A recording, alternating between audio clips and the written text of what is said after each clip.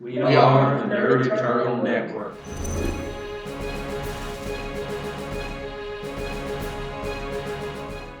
Hello!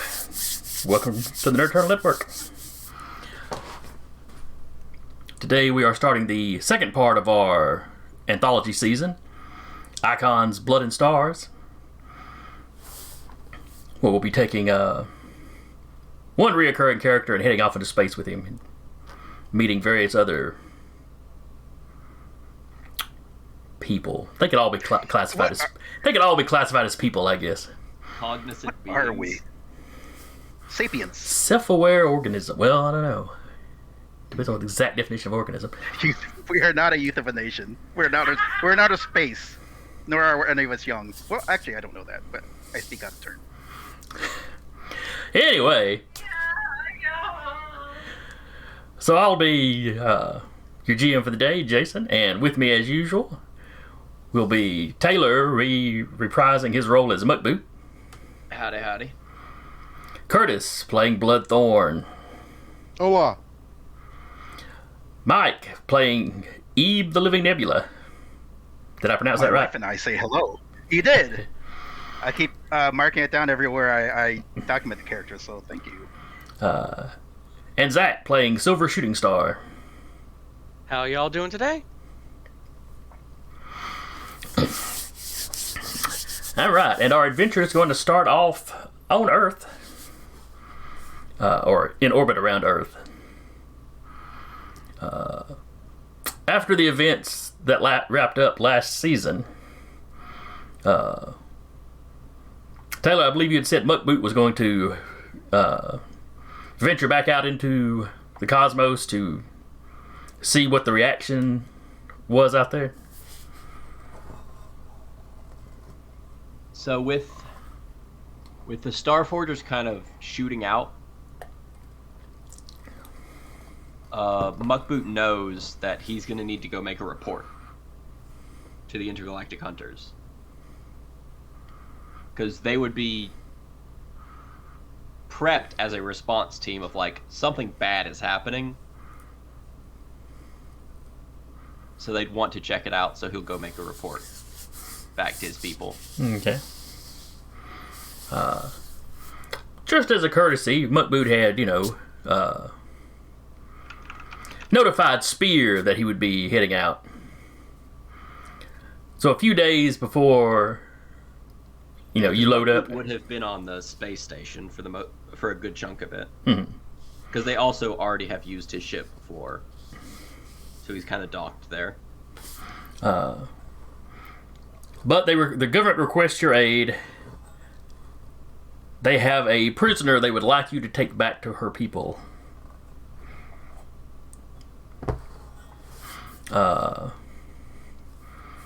It is a rogue Starforger that I'm not sure if Muckboot knew she was on the planet. I don't think he encountered her last season. Spirit encountered her. The Misfits had encountered her. And then, of course, the students of the school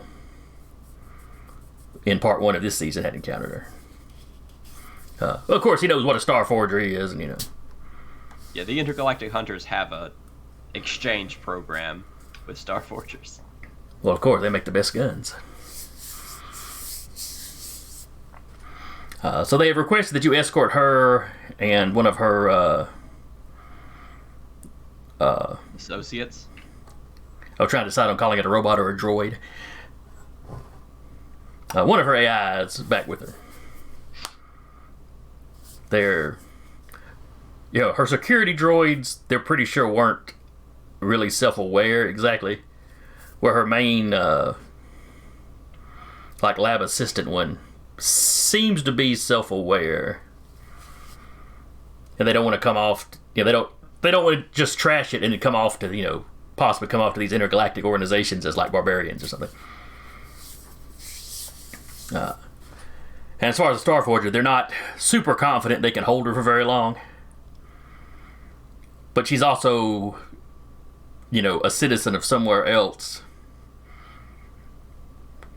That, somewhere else has been negotiating with the planet, so yeah, they just figured get her away. You know, their understanding is that she broke the rules of her people, so hopefully her people will deal with it. Muckboot can confirm they will be angry with her because she's making a bad case for their people as they're trying to make a good case to work on the planet.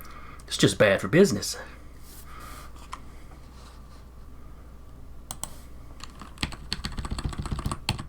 Hang on just a second. I just realized your name. It's Cricket. Okay. So Muckboot has taken off, headed back to the Hunter's homeworld. Did you have a particular name picked out for their homeworld, Tyler? Well, the home base of the Hunters is in between 3 planets. Oh, that's right. It's the station. Yeah. Yeah, the Lodge is just a station in between 3 planets. So anyway, you are heading out for the Lodge.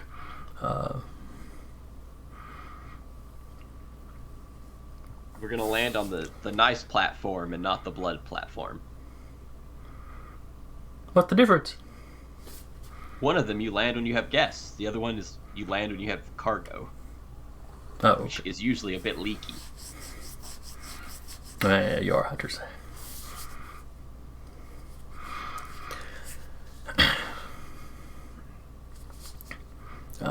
So anyway, so you're approaching the lodge.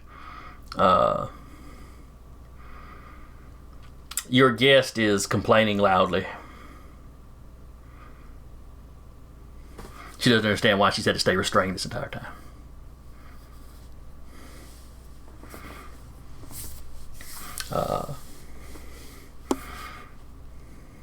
As you are still a decent ways off, you hear a ping sounding from the cockpit. Of course, for long journeys, the ship kind of has an autopilot, so you're not spending every waking moment in the cockpit. Also, I know if I'm going the right direction. I can see constellations. As they zip by. It takes a photo every now and then. I just look at the photo. I can't actually see anything. We're going faster than light. So anyway, the ping, alerts you that something's up. You walk up there. It's coming from the comm units. You are picking up a distress call. Let's hear it. It's not a verbal message. It's literally like just a repeating SOS sort of thing. It's an automated something any ship has. It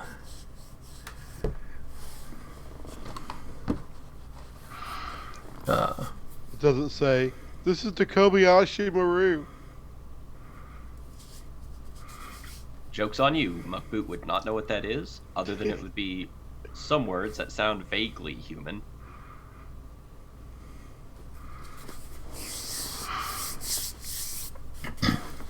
He would just assume maybe that's a city from the east. Who knows? I know there was some guy that ate hot dogs named that. Man, I'm trying to think of like city names that we wouldn't recognize. I think he's been on Earth Muckboot, for a little while. Yeah. He knows some things. He might not recognize the name Istanbul, because I don't think that was changed till after World War One.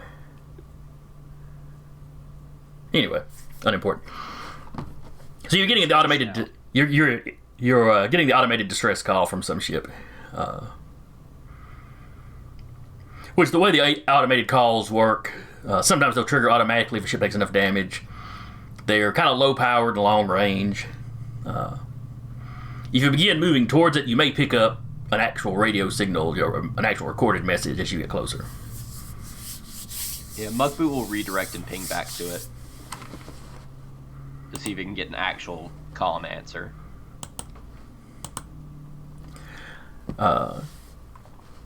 As you get a little bit closer to it, sure enough, an actual signal picks up.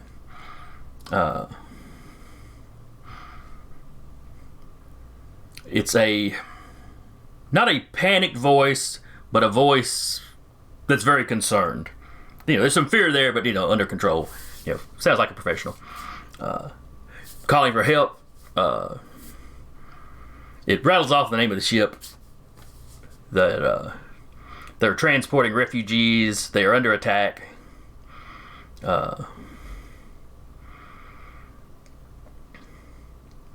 The attackers are unknown, but likely the invaders. And he just sent out a call to any ships in the area. Which this area of space is usually patrolled by both the United Federated Systems and the Empire of Minos.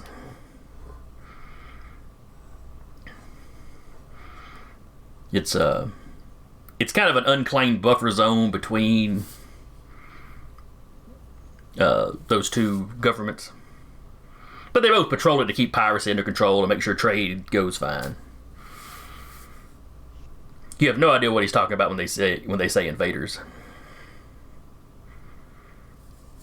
Yeah, as a reply,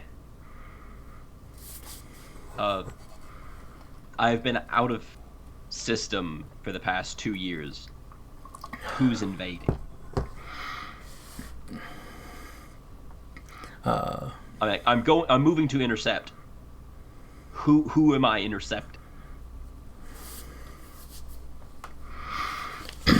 Like I said, he'd rattle off the name of his ship. But that's just not important. It's the unknown invaders that have been, invading from the rim. If you've been off the grid, they popped about 6 months ago and have just been gobbling up territory. They've got refugees from one of the core systems, one of the rim systems. Trying to move further in where it's safe, but apparently they've been pursued.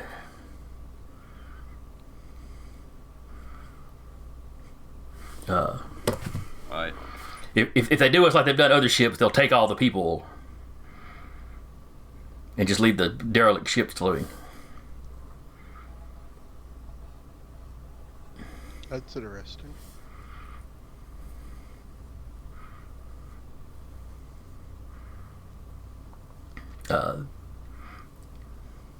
One other ship is already responding and on its way. So you won't be flying into this completely on your own.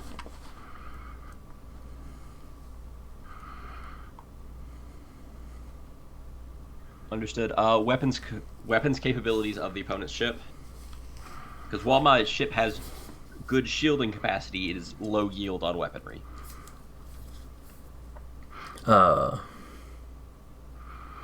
He's not completely certain. They haven't gotten within firing range yet, but they're gaining on us.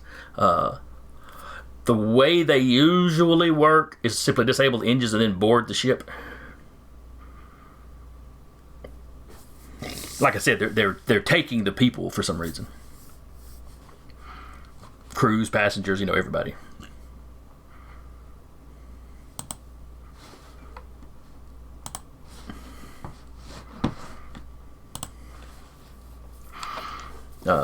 The ship comes up on your sensors. It's not within visual range yet, but the ship is able to magnify.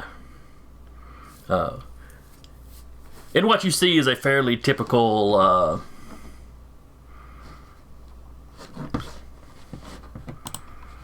ship. Blanking on what the actual. It's got a for its size, a fairly large passenger complement with fair to middling cargo space. About twice the cargo space that your ship's got.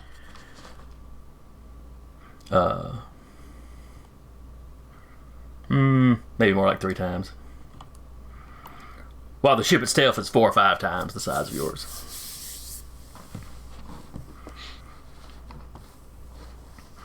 The ship following behind is very similarly sized to yours. but appears to be pretty heavily armored and has got some substantial looking guns on it. It's not bristling with him. It's got like a turret on top and bottom.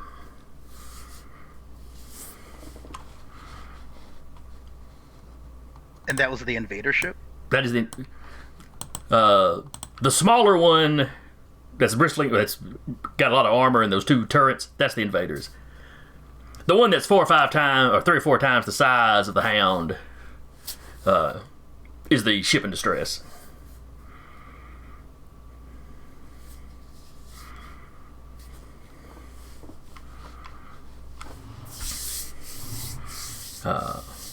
Muckboot will ask, does your ship have a tractor?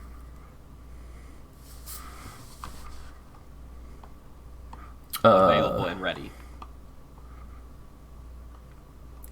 They have a small tractor beam. Nothing that would, nothing they could use offensively on an enemy ship. But they can, they can bring things into the cargo bays with it. Are you able to tether and pull my ship along while I take aim and fire on the enemy ship? Oh, absolutely. Good. Now, their cargo bays are not big enough to pull your entire ship into. No, I only need to be drugged along with the ship. I will not be able to pilot and fire at the same time to keep pace with you. Oh, understood. Yes, we can set that up. And as you're approaching, you see another ship that flies up. It flies up about the time the attacking ship is opening fire. Much like they said, it seems to be concentrating its fire, trying to hit the engines. With mixed results, It'd be like if you were trying to shoot somebody in the arm rather than shooting center mass, so there's a lot of misses, but... I mean, you yourself probably wouldn't miss, but you know how that is.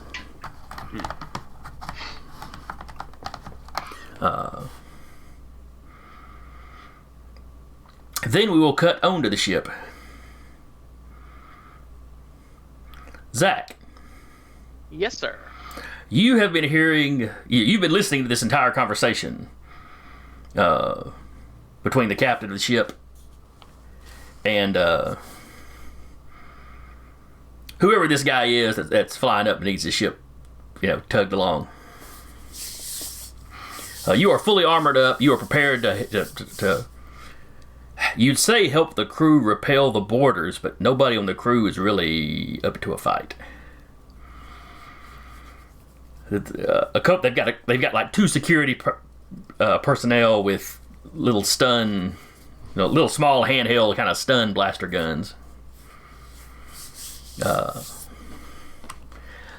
And then a whole lot of refugees. Where has Shooting Star or Silver Shooting Star been living of late? Probably with the refugees. Or wait, am I on the refugee ship? You are on the refugee ship.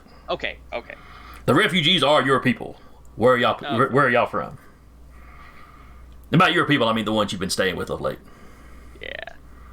I don't have your background right up in front of me, but I vaguely remember it. I'm gonna say I've probably been with a small farming community, just someplace quiet, out of the way. Out on the rim.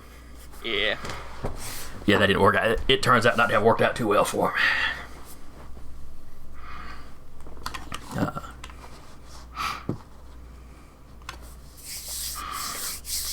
So yes, 6 months or so ago, whatever a space month is, you started catching wind, of some kind of war had kicked off, some kind of invaders. Seemed to be a new species. You didn't think much of it because even if somebody warlike rolls through your small farming community, you shouldn't be that much interest to them.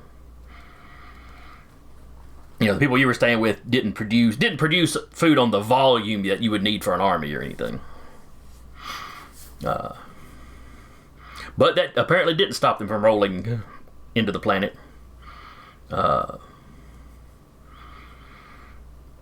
Your specific community was evacuated before you had any first-hand contact with these people.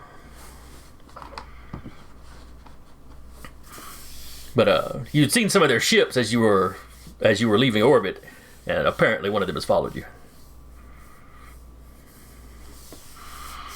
Everybody's kind of in a panic, The captain is trying to stay calm, but he captains a passenger liner. It's not supposed to be getting involved in this sort of thing. This area of the rim has been pretty quiet. Well,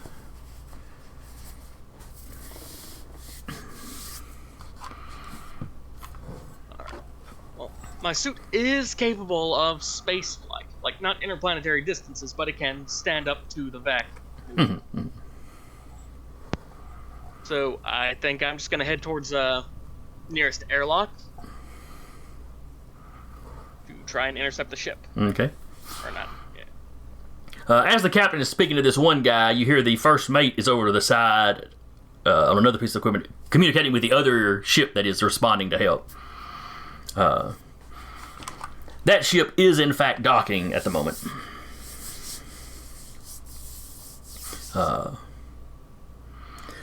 As you turn to leave, the captain flags you down and asks you if you would accompany the security chief to the airlock to greet these people coming in, just to make sure they're on the up and up. I think that's more than doable. You may want to invest in some better security after this. This ship is easy pickings at best of times. Yeah, I mean they stick to the well-patrolled routes usually, but the planet sent out a distress call, so they responded.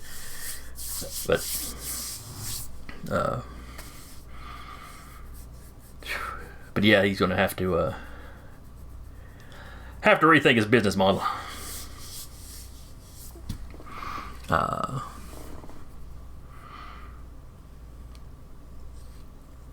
So you head off the security chief.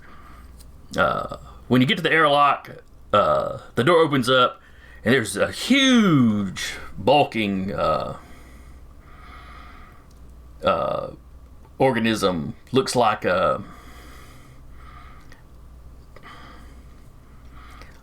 looks sort of rock-like, but with like crystals. It's like his eyes are made of crystal, but the rest of him is made out of stone. And he's wearing kind of a typical space flight suit. He's got bandoliers and weapons. He's generally humanoid in shape. And you've seen the species before if you can't place the name. Next to him is standing a more generic, more typically humanoid figure, clearly female, in bright red hair.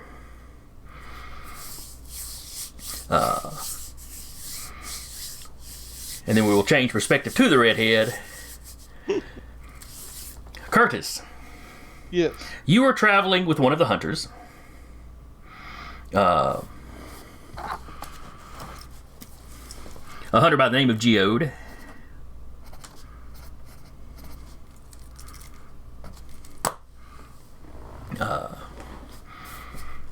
You've been hanging out with the hunters for a little while now. You're not technically a member, but they've sort of taken you in. Geode in particular is just kind of being well, you tell me, how did you come into contact with the hunters? I'm gonna say she probably sought them out. They may not know that, but either it was a mission or it seemed like a good crew to hang out with.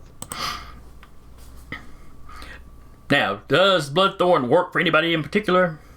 Or when you say mission, do you just mean kind of private, freelance jobs that she'll take on? No, well, she'll do freelance jobs, but I'm going to say if she's working for someone in particular, that's probably up to you. Okay. And they may not be nice. They may not be nice. I have some ideas I'll shoot past you later. But anyway, you were traveling with Geode when you received a distress, basically the same distress call I explained from Muckboot, or for Muckboot. Y'all were a little bit closer, so you're already there. You have been hearing, the hunters have been getting a lot of information on this invading force. Everybody's in an uproar over them. The hunters, while they modeled themselves after a typical hunting club, they're really looked at as kind of the best of the best. There's a lot of kind of heroic stories and legends built around it. The organization's been around for quite a long time. And they don't exactly do mercenary work, but they've been known to involve themselves if one side in a conflict, morally offends them in some way. Oh, these guys are butchering a bunch of civilians. Well, we may go in there and, this one particular commander is really bad about that. We may just go in and clean him out. There's not enough of them to really sway like a major war one way or the other, but they have a certain folk hero reputation. They might decide to take out a leader or something. Mm-hmm. Which could change the tide of a war. Well, that's true. Yeah. That's true. Something like that potentially could. Though they try not to get drugged completely into wars, because those wars are always complicated. Especially with a group that is so multi-world. Right. They have so many members of so many different planets that, a war starts up and half the group is on one side, half the group would be on the other. And they try to remain on a run another day kind of as a neutral organization.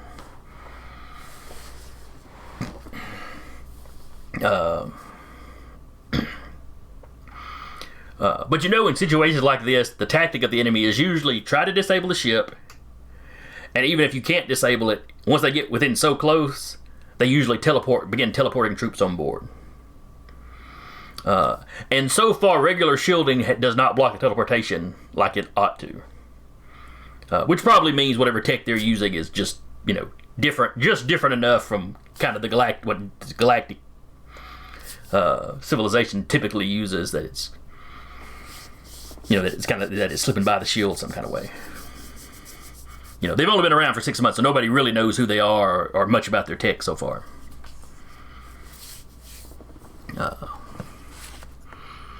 So you and Geode step on the ship. When the airlock opens, there's the security chief is standing there. Humanoid race, kind of got smooth skin. Think almost like a newt. Big eyes, big wide mouth. Fingers are kind of broad at the ends. They don't have the little suction cup toe, fingers and toes or anything, but it's like maybe their ancestors did. And then there's a man in large silver and green suit of some sort of powered armor who's packing a big whomping gun. Not pointing it at you, just, letting it be known.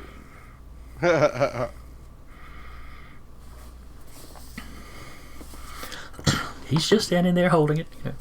Why, yes, I am compensating for something. How did you go?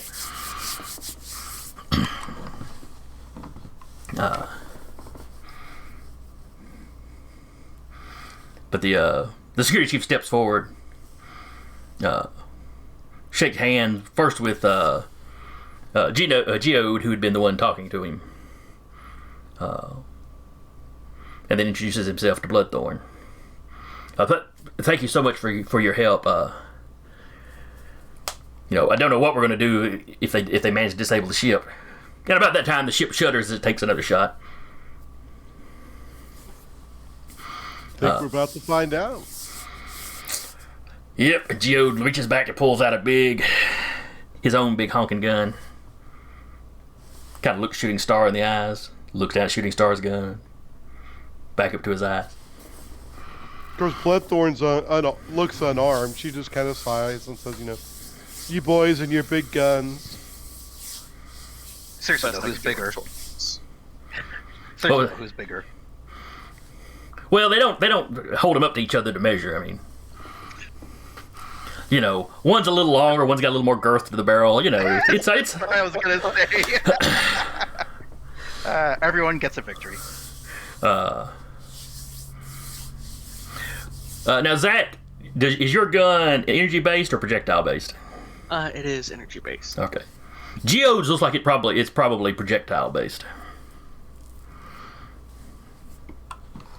There's a fair mix of those across the galaxy. Energy based weapons are more common because there's less upkeep to them. There's less, you can recharge them as opposed to having to have special ammunition. Though a lot of the hunters have more like specialized ammunition and, they're not soldiers at heart. They are kind of hunters and specialists. So the security chief said, let me go and introduce you to the captain. But as he says that, red lights start flashing. And the computer's voice comes over the intercoms. Intruders detected. It kind of rattles off where they were detected at. As this starts happening, Muckboot, you've approached close enough that the ship has opened its back cargo bay and has enveloped the Hound in its tractor beam. And it's pulling the Hound up closer to the ship. Good. I'll have the gun set on a timer to fire at the opposing ship, and then I will get prepped to stand on the outside. Alright, so you're in a spacesuit. As you're putting your suit on, or whatever extra little bits you have to put on that, I don't know what you wear just all the time. Your Starforger captive is like, what's happening? What's happening out there? The ship shook. And it did shake a little bit when the tractor beam grabbed it. Yeah. I'm currently assisting an escaping group of refugees from an invading force that appeared 6 months ago from the Outer Rim. Why haven't I heard anything about... Oh, right, I've been in hiding.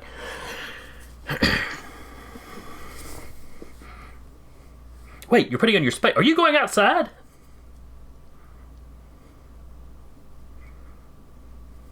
Well, yes, obviously.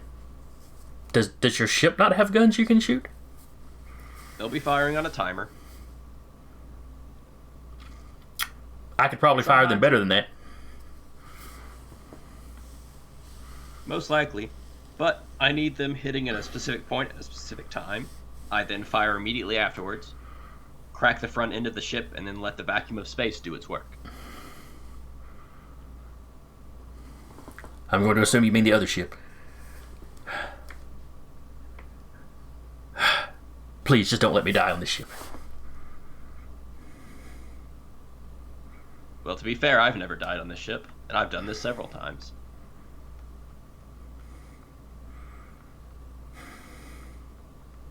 I am the greatest shot in the galaxy, by the way. Oh, yes, I know who you are. So why I've not tried to escape.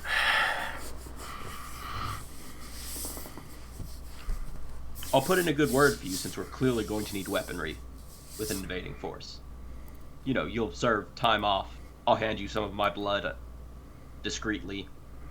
You get to keep doing what you wanted to do, but quietly and at a distance. That's surprisingly acceptable. I love your work. Starforgers are the greatest. We'd be so much better with a steady supply of human ichor.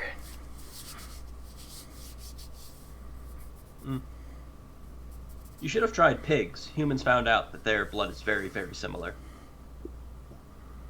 Pigs? Yeah, when humans... Chauvinists? No, there's an animal called a pig. Oh.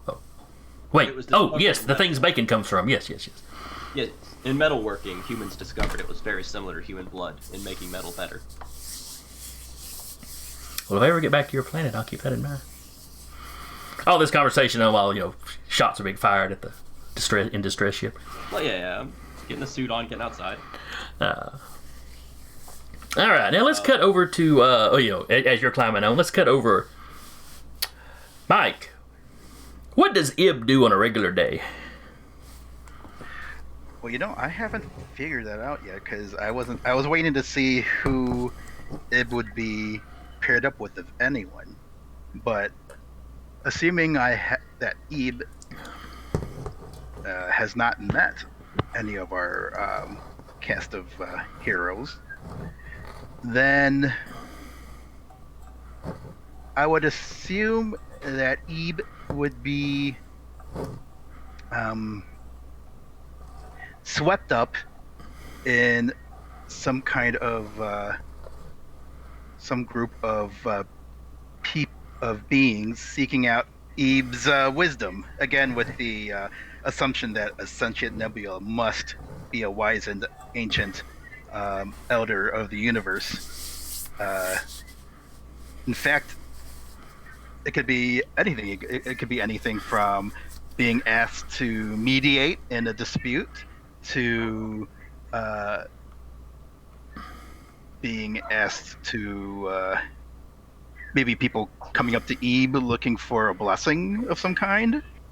It could be any of those things. So usually he's encountering people who think way too much of Ebe and Eve's wisdom and capabilities and asking for favors of one kind or another, if that helps.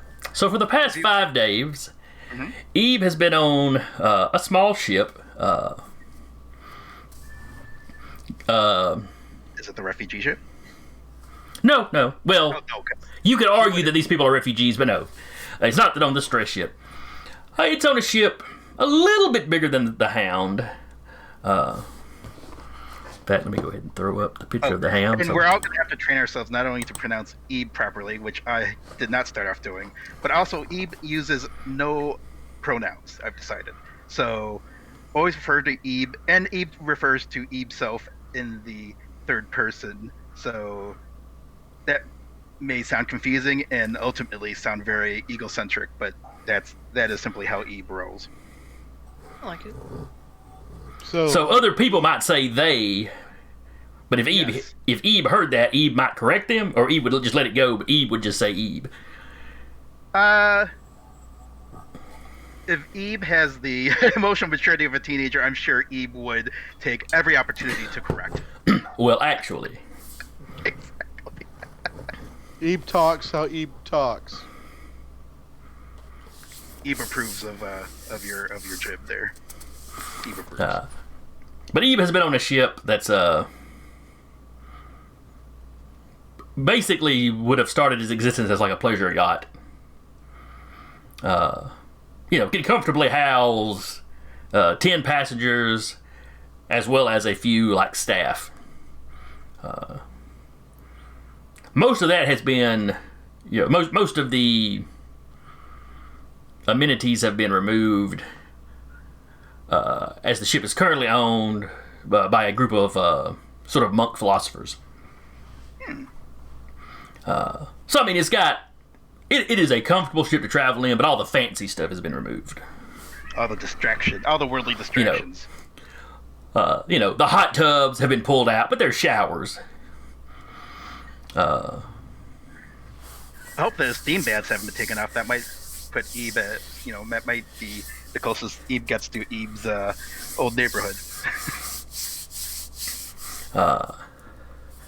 But they have been fascinated with Ebe since Ebe's arrival. the great Ebe. They have heard myths and legends of creatures like Ebe, or beings like Ebe. Higher beings, known for their wisdom and their patience. But also their fury when something finally riles them up.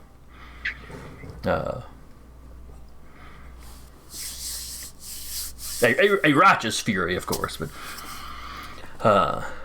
so they've been quizzing you about the origins of the universe and eagerly jotting down your every utterance. Eve is just making stuff up with the full preponderance of authority. They're not understanding most of what you're saying. But they don't really expect to right away. But it is something for them to ponder when they're in their daily meditations. All part of Eve's scheme. But your ship, picks up the distress call like the other two. And some of the monks immediately go off to pray for those poor people being attacked. But their ship has no weaponry at all. It's not armored at all. It has a shield unit because you never know what sort of ruffians you'll run into.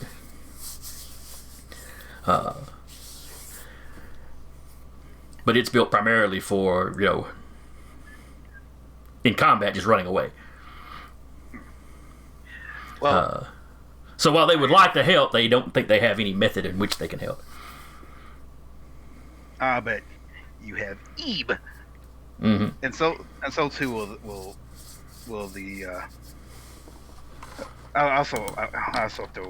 I might eventually. I'll work on the Ebe voice. I was trying to imagine something billowy like this. So, but if I can remember all that during the role play, if I forget, and I'm sure I'll forget, just role play and pretend that you're hearing that.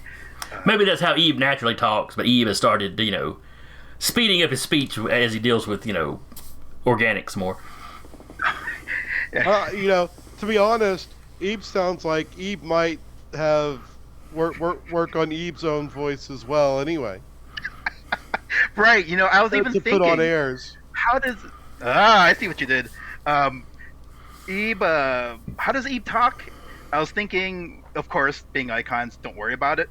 But I'm headcanoning that the molecules in the ionic gas, vibrate to create sound.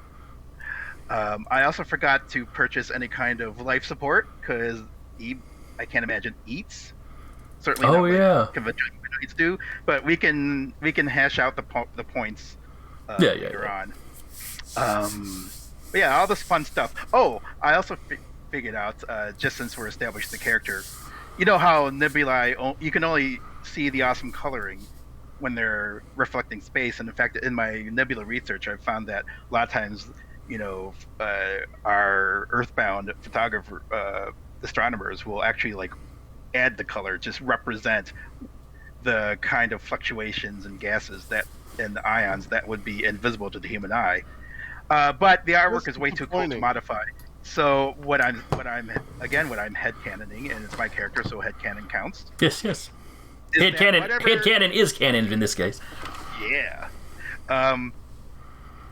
The whatever energy accounts for the fact that Ebe is sapient and is actual living entity. That's what the gases are reflecting and glowing off of. So there it is. Okay. Ooh, could the gases change color based on his mood? I do not have the chameleon power, so no. Unless I get really angry and spend it, unless I get angry enough to spend a determination point, and Jason approves. So Ebe says that you need no weapons for Ebe, for you have Ebe. Ebe asks that you transport Ebe, just carry Ebe to the periphery of battle, and let Ebe fly off. Ebe will take care of the rest. Ebe will take care of the rest. That's the voice. The philosophers all look at each other. Well, of course, if you think you can help those people, and all of them in the room kind of nod like they're all in accord. He says Ebe knows. I envision that Ebe just wants to, like, shake. Especially, what I'm figuring is that since these goofy monks have erased all the video games, all the holo games, I gotta like get some action somehow. I'm bored. I'm bored making up stuff about the universe, so I wouldn't mind mixing it up, bashing some heads in. These guys are boring, but they're so nice that Ebe doesn't want to tell them they're boring. Exactly. They're Ebe's ride. So yes, they've gone swooping in. So as you're coming into view of the fight, nothing magnified, just when you can finally see what's going on. You see the ship in distress, a much smaller ship docked with it, another one, coming in just right behind it, while what's clearly the attacking ship has been opening fire.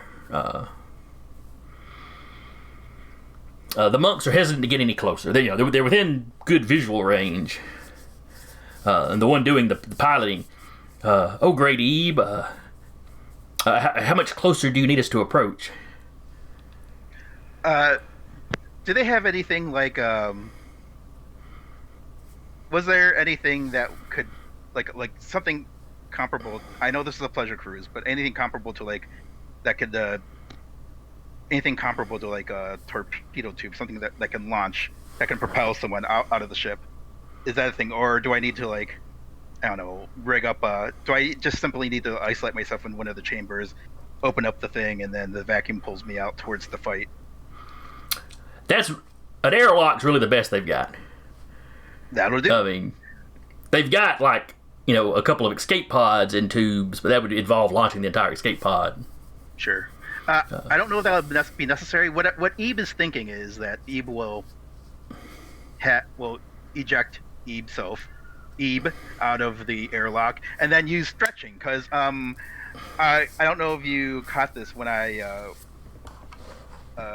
after our initial conversation about Ebe's powers, but I just decided to simplify it so that the stretching does affect the containment form. And okay. The gas form is, it's alone with the gas form. And when he's in gaseous form, he can't access either the density or the stretching. Because I was getting Champions-esque to like work it out, to go from like a dense humanoid to a giant gas cloud. So forget that. But Ebe will plan to, like, if Ebe can get close enough, Ebe will stretch, or then maybe try to latch onto the what looks like the clear aggressor. Okay, and you got stretching at 8. Yes. Grab the benchmarks. Oh yeah, I should probably have some rules on hand, I guess. And I believe, let me check to make sure of stretchings.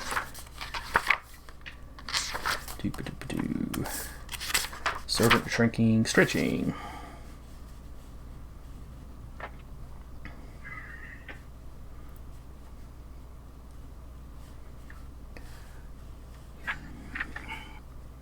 And so your stretch level limits your abilities when you extend your reach. So abilities greater than your stretching level are reduced to that level. I don't think I have anything that exceeds stretching anyway, so I did that on purpose so I wouldn't have to worry about forgetting that rule. To reflect the difficulty of doing things like extended range. Okay, so there's not like a specific, here's how far you can stretch on the benchmark table kind of thing. At least not in the basic one. Yeah, I guess, great power might have something because it's always more detailed. But... Right. Yeah, just extended range, I guess, so... But not visual range. But, because I knew you had taken that initial build, you had taken the visual range thing. Yes, because I wanted to expand the stretching ability deliberately to like be able to stretch way, way far out. Let's see.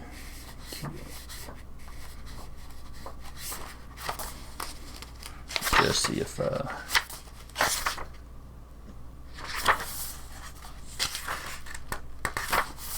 shaking the dust off the new powers. Yep. Oh, I've read stretching before, but not with Ebe.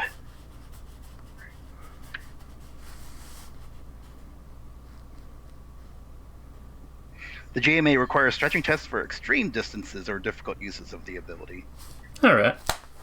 So yeah, give me a coordination roll. You're basically trying to snag the enemy ship and pull yourself to it. Yes, because I don't see any of our other heroes yet out in space. Or, well, I mean, I guess Muckboot's out in space, but You can see Muckboot's ship. You're not close enough to see him walking across the surface yet. I'm almost like not going to notice him in crouching position. Yeah. Once you get to the other ship, you'd probably be close enough to see him. But, Okay.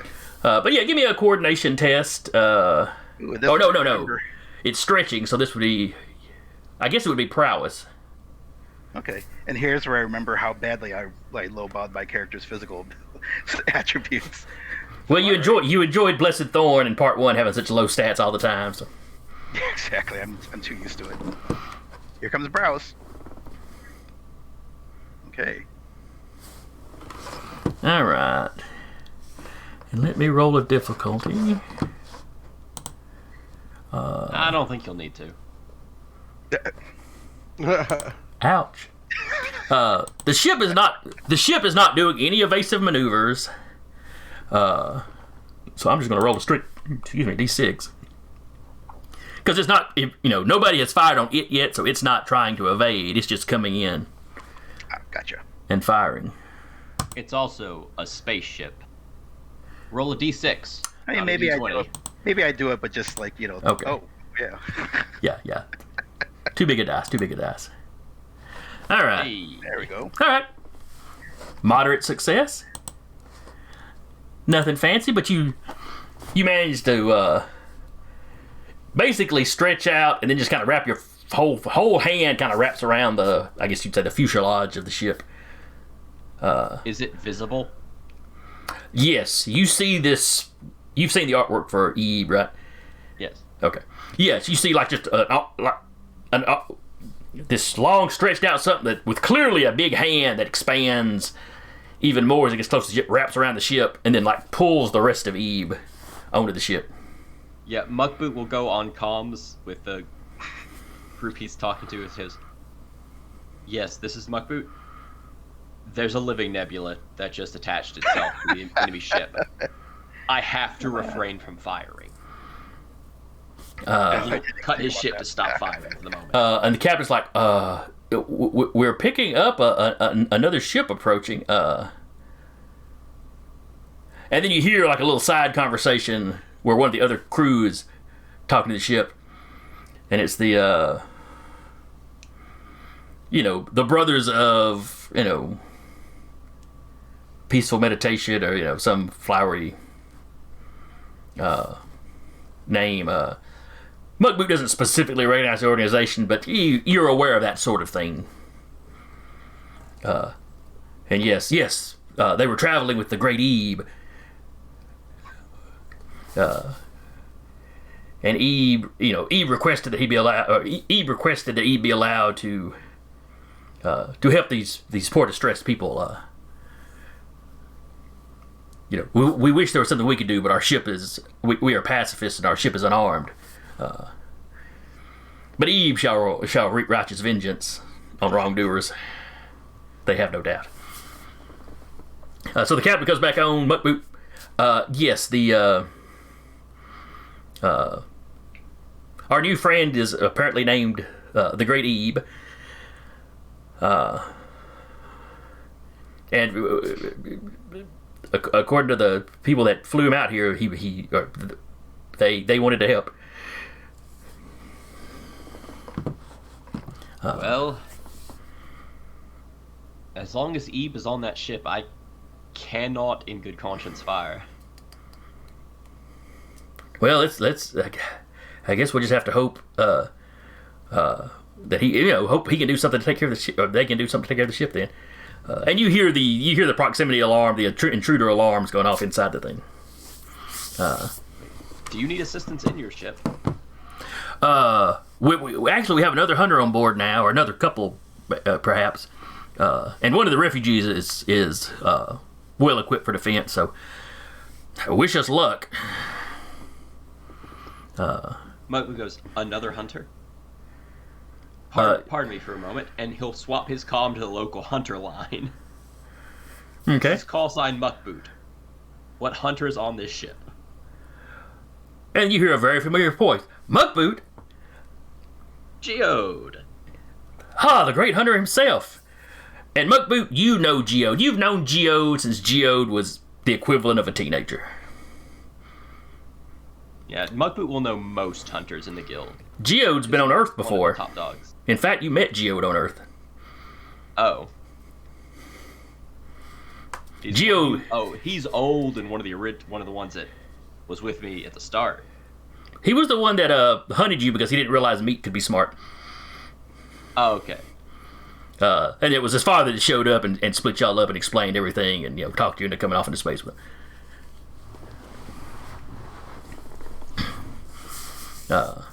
It was an honest mistake from the equivalent of a 13-year-old.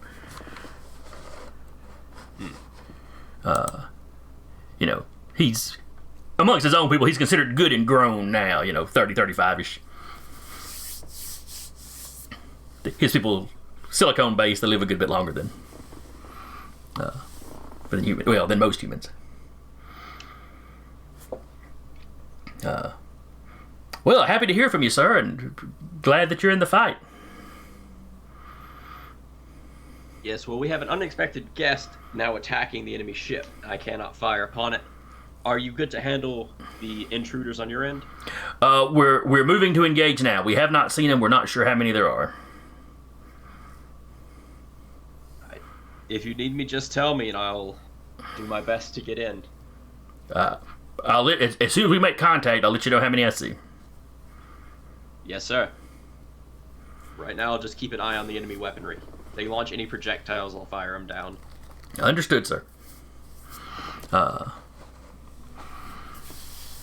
Shooting Star and Bloodthorn, you hear Geode's side of that conversation.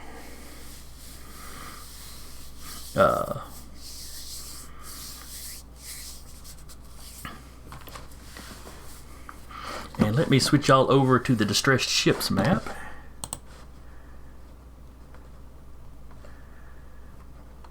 That I'm so tempted to name the ship the Damsel. If I thought of it ahead of time, I might have. Do you want do you have any of those random name generators? I don't know if you care this much, but do you have any random name generators? Any such? Not pulled up right at this moment, but yes, I know where some are. Oops, wrong way. If I can get my map size to a usable level. Ooh, map. All right. So as y'all are running down, let's see, the airlock would have been, we'll say, over to this side, kind of up under where the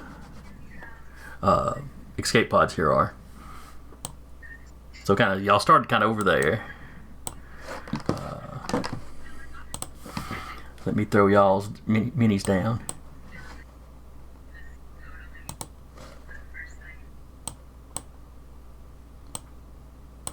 All right now.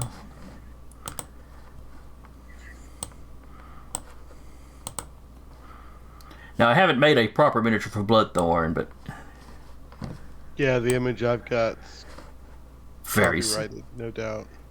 and very square. All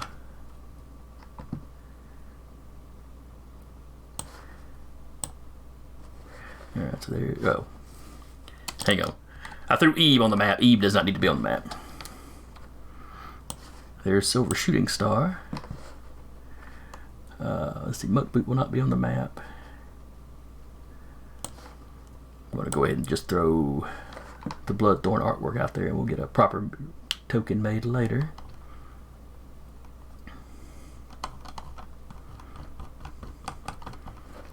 And then for Geode,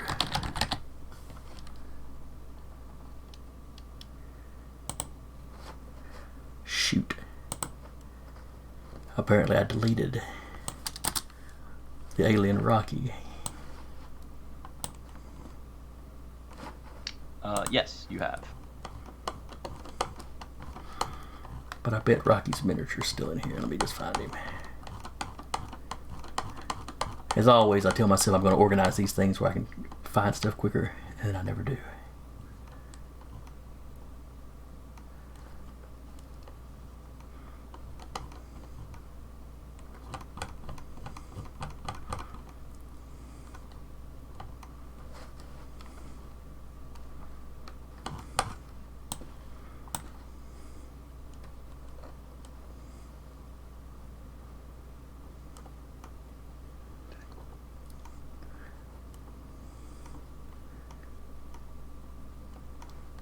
Because me silently moving through my miniatures is of course great radio to listen to. Oh well, this is just a guy in a mask. He'll have to do. I would talk, but it hurts.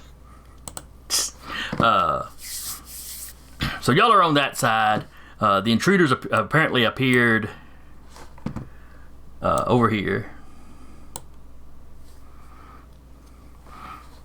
And you can basically consider all this open space is crowded with people. The ship is packed way beyond capacity.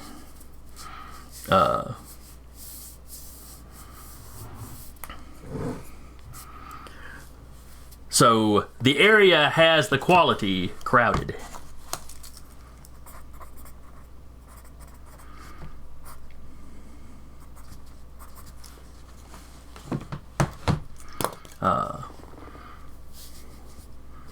So, you know, you can burn points to tap that.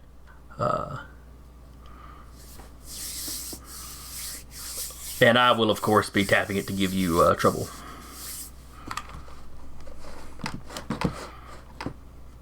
So everybody go ahead and give me initiative rolls. I am going to throw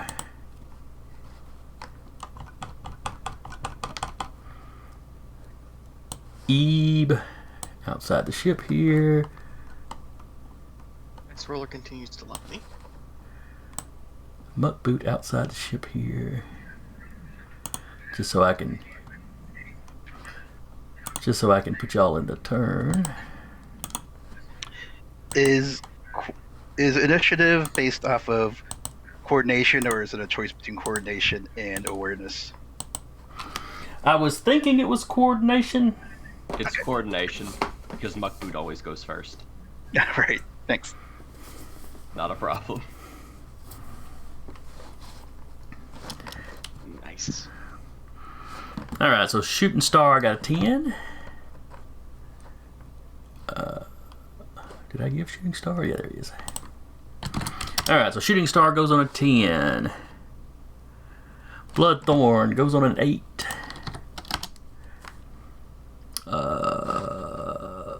Muckboot goes on a 13. Muckboot always goes first. Ebe goes on a 6. And then let me roll for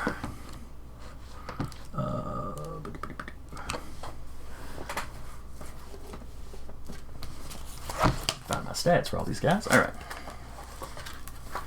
First let me roll for Geode.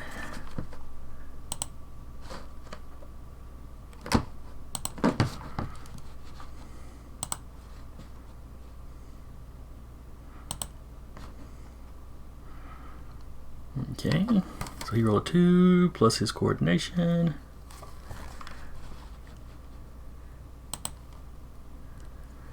So Geode goes on a 6.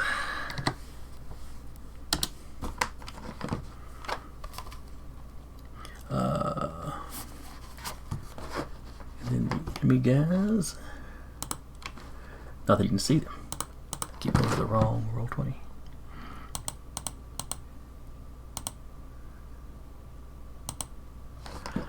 Alright.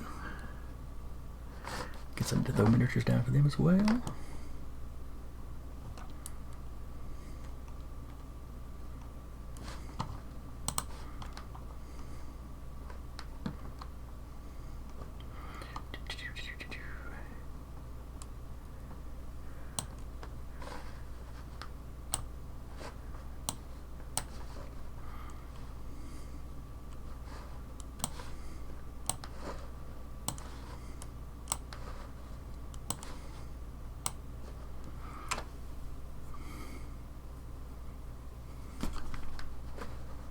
And 5. All right.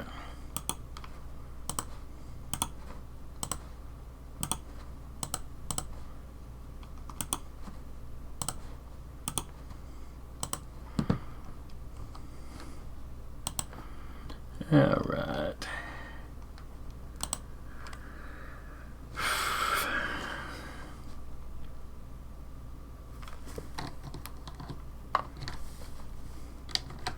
All right, so that one goes on an 8.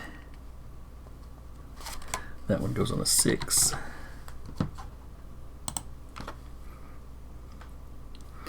A 7.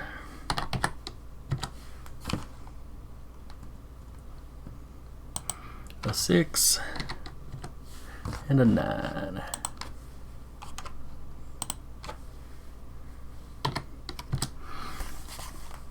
And you can hear passengers, or refugees, I should say. You can hear some screaming and, crying out going on.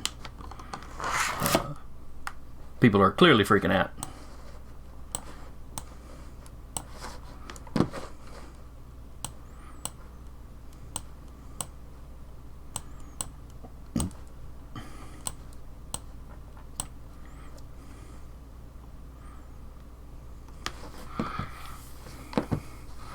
And the top of the order will be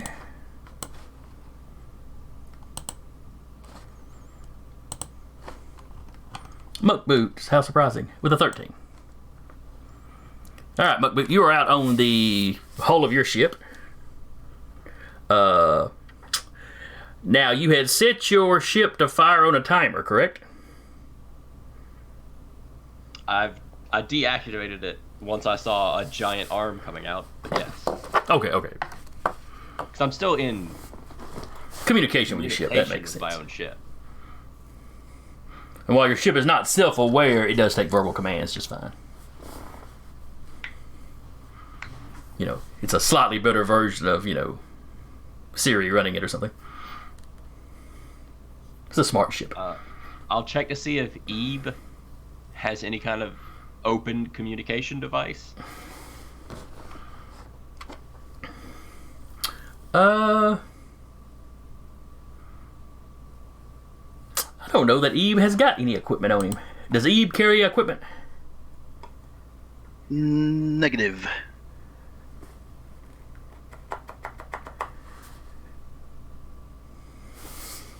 Are there any physical projectiles being fired from the opponent's ship? It appears to be energy-based. Then I will hold my action until there is a good place to fire. Okay. Now, Eve is not the size of the entire ship. He's just kind of perched on the back of it at the moment. Yeah, but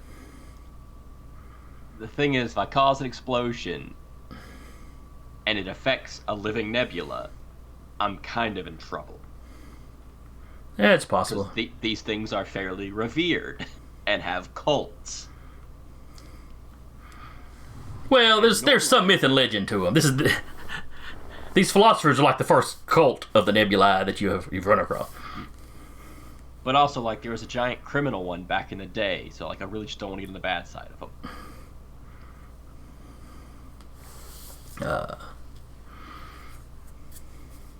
To be fair, it's hard to define the side of a sapient nebula. Well, no, your containment suit, that means your feet are pointing in one direction, so Good point. if you assume the feet are pointing the direction that it points with most living things, then that's the front.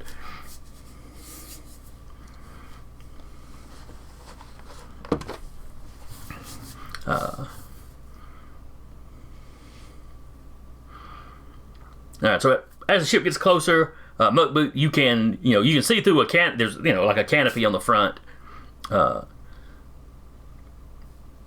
So you can see kind of who's piloting it. Not a species you specifically recognize. Kind of a bluish or greenish skin tone. Blue hair, pointed ears that jut out somewhat to the side.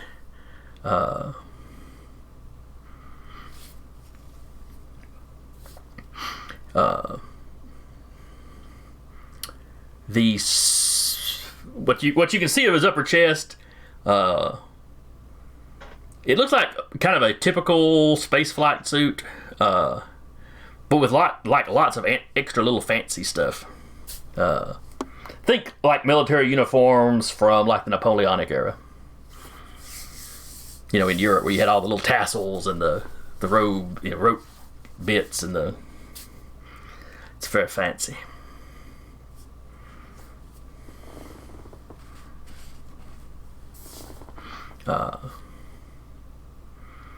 But it looks like you can't see from the waist down, but looks fairly basic humanoid and overall body design.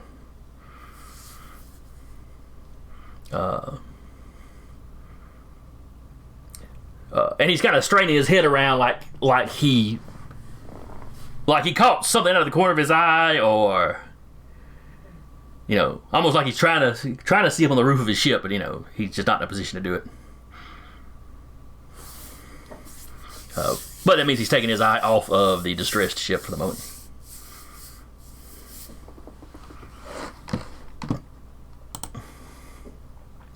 Next up is Silver Shooting Star. I'm gonna try and get up right over here. Okay. And I'm gonna move for a second.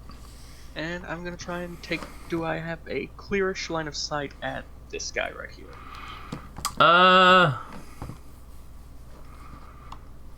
Let me see. This here. There's two doorways, so it blocks that little hallway. Aha, I see. Because that is, it can open from either side and you can walk through, or you shut it and it's a lift, up to the bridge. Okay, that makes kind sense. of the bridge deck area. You came down it as you were coming with the security chief to. But well, I'm willing to say that the doors are open by default. When it's not in use. Yeah. So if you leaned out far enough, you could put a shot through straight to that guy. Well, that's what I'm gonna try and do. All right.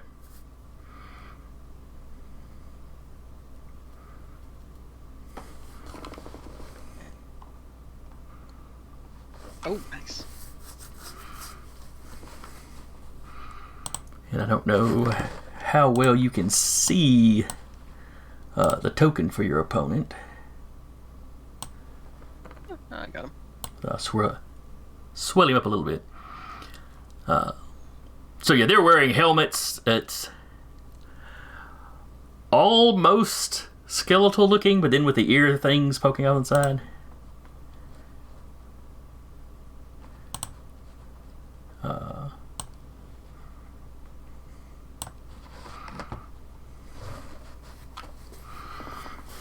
And that particular one, yeah, his uniform's in green.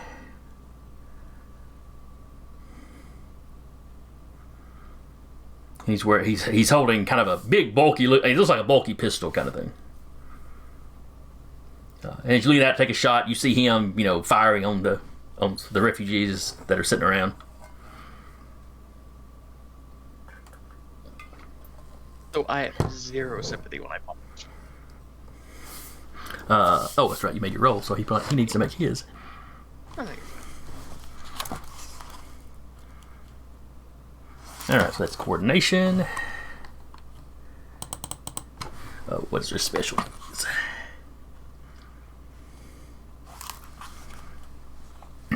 Nothing helps him dodge bullets particularly.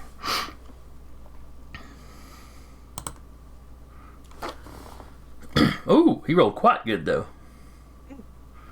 Guess it's hard to be sneaky in that big shiny armor. So yeah, he sees you whip around the corner and fire through the lift. He tries to jump to one side, but you wind up catching him in the left shoulder. How much damage does your gun do? It does 6 damage, and it is a shooting attack. All right. So 6 damage. He has got a stamina of. So you hear him scream out. You do not recognize the language that he's clearly swearing in.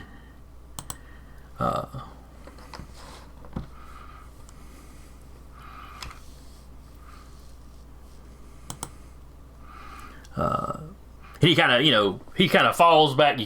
You caught him kind of jerking back, so when you hit him, it kind of continued his spin, and he kind of bumps into the wall, and doesn't slide all the way down, but starts sliding down the wall before he catches himself. Big burn mark across the uniform. He is not in good shape.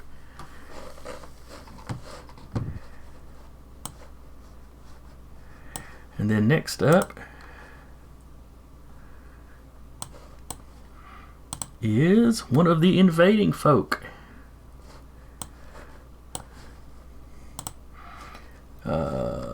Not the one you just shot, however. It's this one here. All right, so they hear returning gunfire.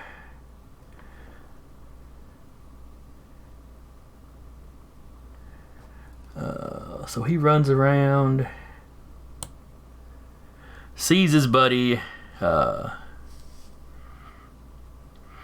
You're ducking back, I assume, behind the corner. Yes, sir. So he's gonna take a shot at you. I'm gonna give you a +2 to your coordination roll for having cover. I appreciate it. And then he will roll his coordination plus his specialty with his weapon. Alright, so he got a 10. I appreciate that +2.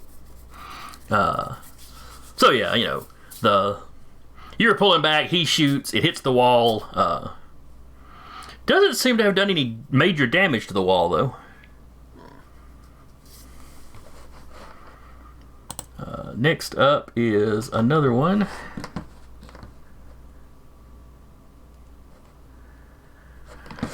But he continues doing whatever it is he's doing. You continue to hear gunfire from, back around in this hallway.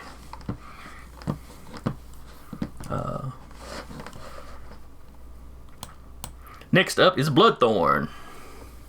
Okay, so as far as we know, we've only got the 4 invaders right here. You can see these 2. You hear weapons firing echoing from this hallway, so you know there are more. Okay. Kira will run as close as she can to get to those invaders, and her black sword will appear in her hand, and if I can get close enough, I'll use fast attack and do 1 attack on each one. Okay. Well, I'm going to consider this side over here one area, and this side over here a second area. And you can travel one area and still,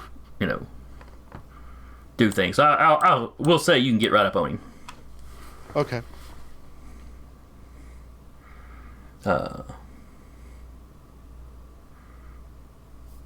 Because we're not worrying about the map for being super tactical. Just keep up a general idea of where everybody's at.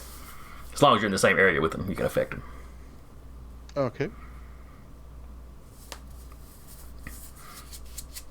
All right. So are you dishing out 1 attack for each, or 1 attack for each? Okay. Go ahead and roll for the wounded guy first, then. And this will be his prowess. And I could only use martial arts on the first attack, right? No, it boosts your attacks, period. Okay.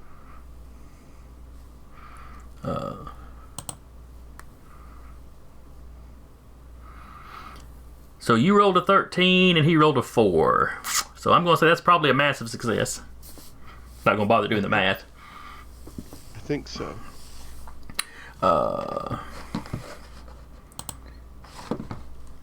Let's see here. Yeah, I may have just your old that first draft you sent me, maybe the only stats I've got for her. Oh wait, but she's in roll 20. Never mind. And you see the sword that appears in her hand.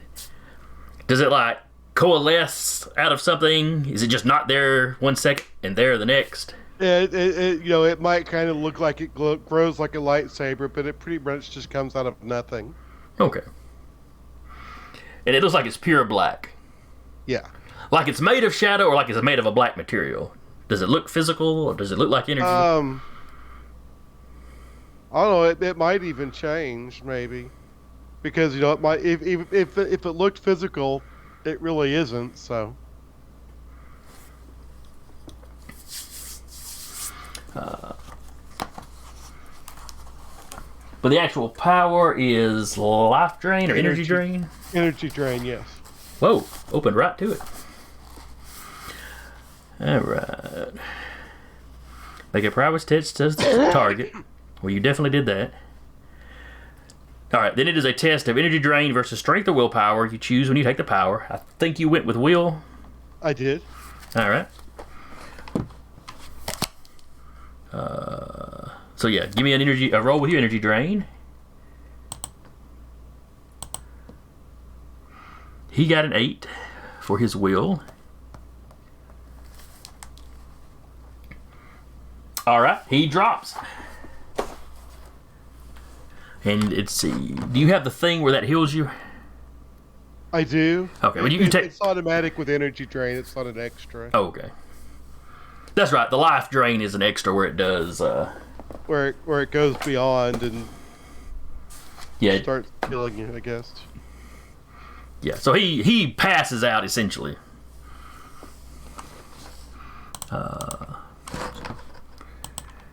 Man, he didn't even get to take his turn. I mean, sure, he shot a few bystanders, but he was really wanting to do so much more. Sad little minion. Yep. All right, but then you were going to take an attack on the second one as well? Yeah, on the second one I can see. Oops. Moved it too far. Just muckering this all up. There we go. Alright, his prowess.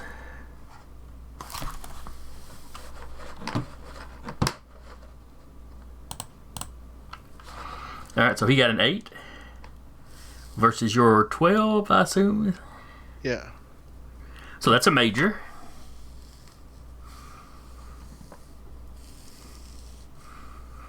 So then he'll roll his willpower. He got an 8.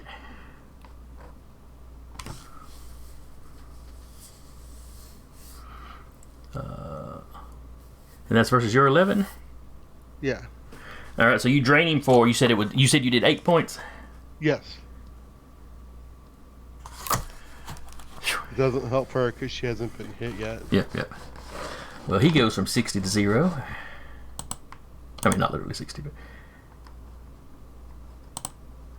So yeah, you dropped him with 1 lick.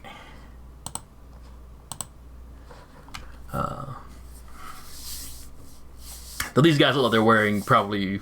These suits look like they're probably environmental suits, but they don't look like they're necessarily armored.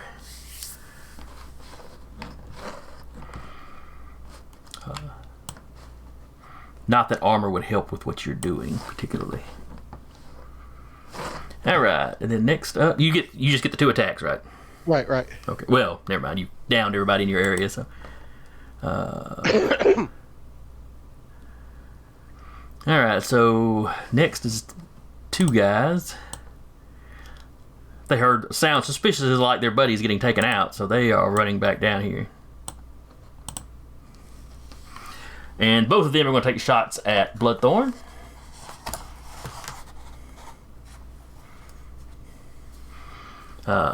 One of them screams what sounds like some kind of battle cry as he opens fire. You can't tell what he's saying, but just the emotion of it and the universal, screaming it while you start unloading your gun. So the first one, let's see, coordination is a plus their shooting or their gun skill. All right, so you need to beat a 5 on your coordination. All right, you do that. And the second one, you need to beat a 6. Fingers crossed. And you do. So they both take their shots. Pew pew pew. And she looks like a badass in the first issue. so she's ducking and weaving. And and she has to use the Black Widow poses. Such a poser.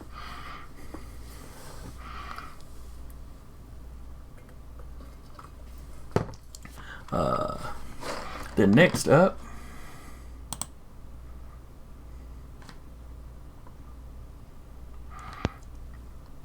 I actually had 3 of my guys in a row. But the next one's up was the first one that went down, so we're gonna go ahead and just remove that body. All right. Then next up is Geode. He comes running up behind you. He's tall enough that firing over your head is not much of a problem for him. And luckily the invaders are slightly taller than you. Basic humanoid outline. A little more slender or lanky than, average human, I guess you'd say. But not just complete bean poles. You can just tell slightly different proportions. Arms are a little bit longer comparatively. That's really. And he is going to take a shot at, I guess, the guy just directly in front of you. So Curtis, give me a D6 roll for your good friend Geode. Just a plain D6? Yeah, I'll add his stuff to him. Just hit the D6. I want y'all responsible if he misses. All right, and the dice are liking this character a little better.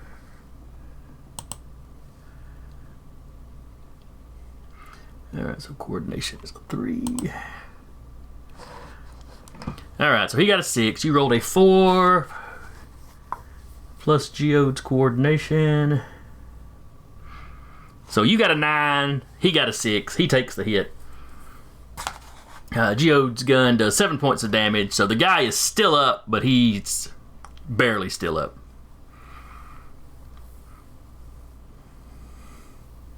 It's a good center mass hit. The guy's kind of, keeps a hold of his gun in one hand, but kind of wraps his other hand kind of around his torso. Is slammed up against the wall.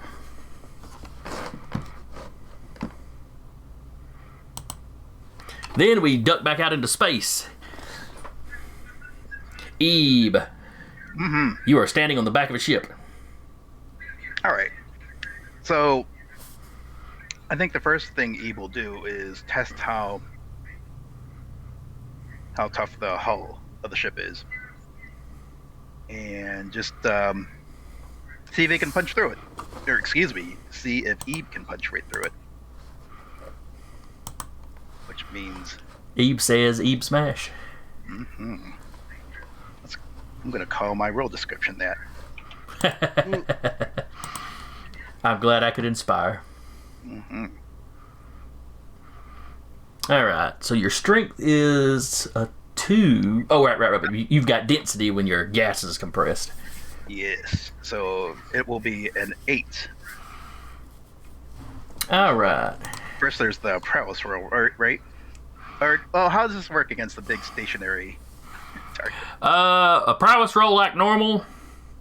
I will give you a +2 because your target is big.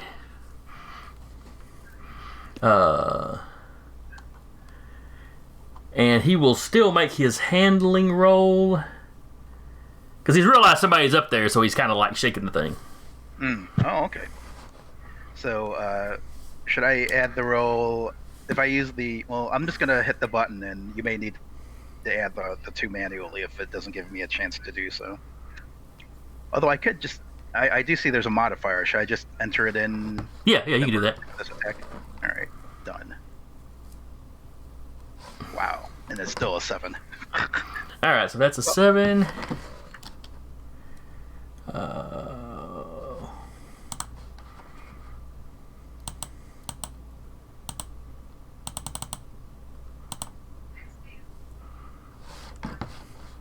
All right, he got a 9.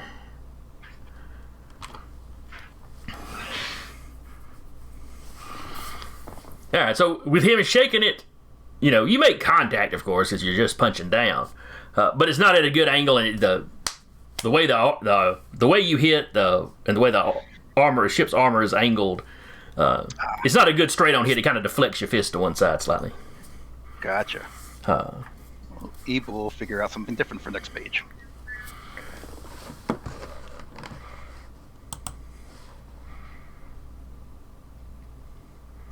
But Ebe can certainly tell that it was just a bad hit, a poorly landed hit, not a.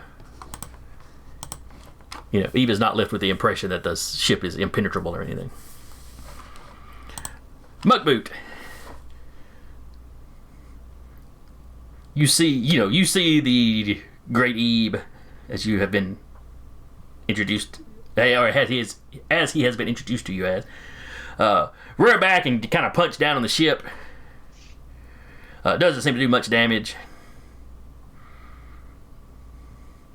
The pilot has started shaking the ship, you know, back and forth. He's not quite to the point of doing full barrel rolls yet. But eventually his mentor will tell him to. Is there a viewport to the ship? Yes, the one you saw the pilot through. I'll let my ship fire there to weaken the shields and try to do a puncture shot into the pilot. Okay. So give me an attack roll for your ship. It's not going to have. I'll roll a d6 and allow you to add what needs to be rolled there. Okay. Or what needs to be added to the roll there. Because it's more or less just a shot to weaken the shields enough for my rifle to puncture. Yeah, it's assisting you essentially. Yes. So if they successfully hit, you will do more damage. Alright, so go ahead and give me your attack roll. And I will roll the ship's defense. Got a 14 on the attack roll. Okay. Alright, so that is versus your ship. He rolled better than your ship. He did not roll better than you at all. Alright, so massive success for you. The question is, does the 6 power give enough to puncture through the ship? It punches through the shields, and you leave some visible damage on that canopy. It doesn't shatter it or anything, but there's some visible like meltage of it. And where that guy had been kind of looking up while he was shaking his ship, now he's looking up to see who it was that shot him, and you know if he's focusing in on you.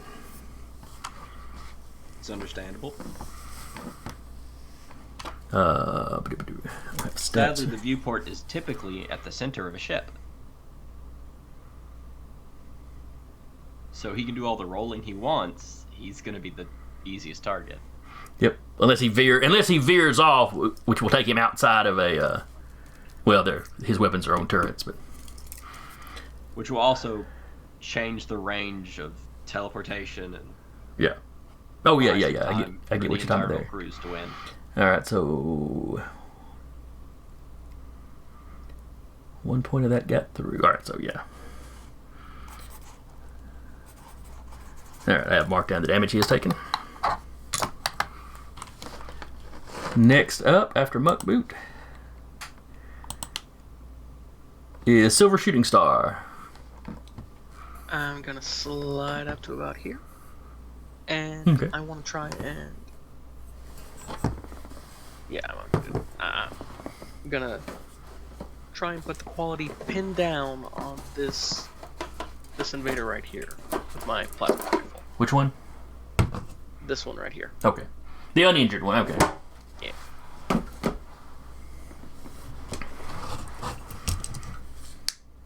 So that would just be a straight roll of the power, right? What power are you using? My blaster rifle. Yeah, just roll just like you would if you were attacking with it. Because you're using the same skill. You're just laying down suppression fire, essentially. Oof. Not a good shot. No, not great, not great. He'll roll his coordination. But he only got a 5, so he is pinned down. You beat it by 3, so that's a major success, so that's 2 free tappings. So he's having to be... Anything he tries to do, like if he tries to shoot somebody, whoever he's trying to shoot could tap that to add to their defense. Basically where he's having to be extra careful shooting because he's having to avoid being shot at the same time.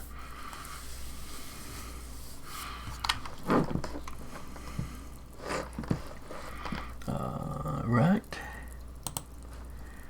And then it is... Oh, that's another dead one, so let's get rid of him.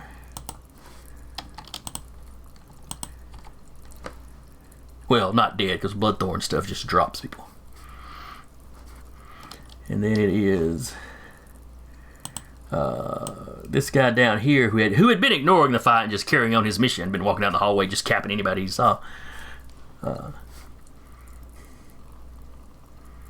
But he runs back, kind of does the half cover thing, like Zach was trying to do earlier, and like his buddy across from him is. Bloodthorn's who he's got the best view of, so he's going to shoot her. Just like the rest of them, he's got the bulky pistol thing. And he's going to take his shot. It's just rude. Probably got me. That's a 9. Yeah. Should have been a 10. I didn't put a factor of specialty in there, but it was going to be a massive success regardless.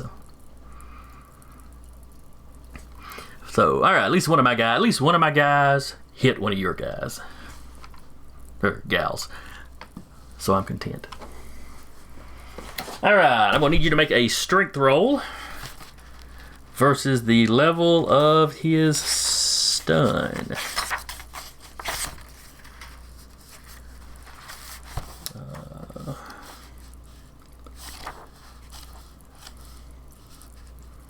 Yeah, sure, now the dice decide they don't like her. They just don't want to show favoritism. Yeah. I mean, she's their favorite, but, they realize, oh, wait, we can't let people know that.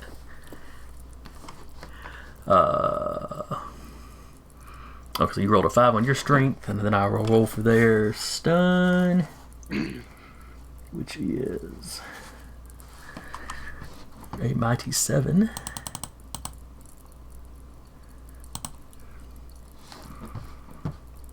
Alright, so they got a total of a 12. I think that got her.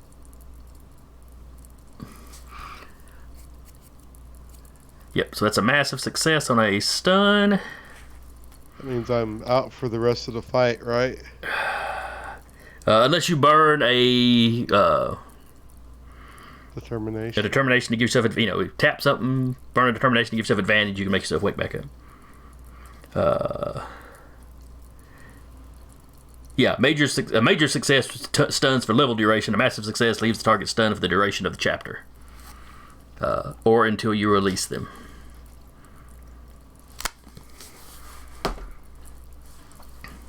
So you slump to the ground. Does your sword vanish when you lose consciousness?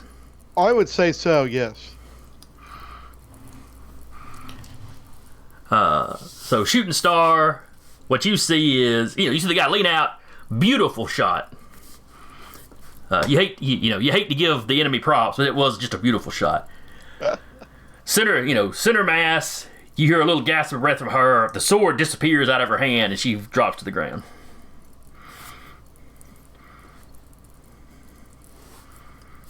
There's no blood or sign of any actual damage being done to her. And up close, you can see where the civilians they've shot don't have any visible wounds on them.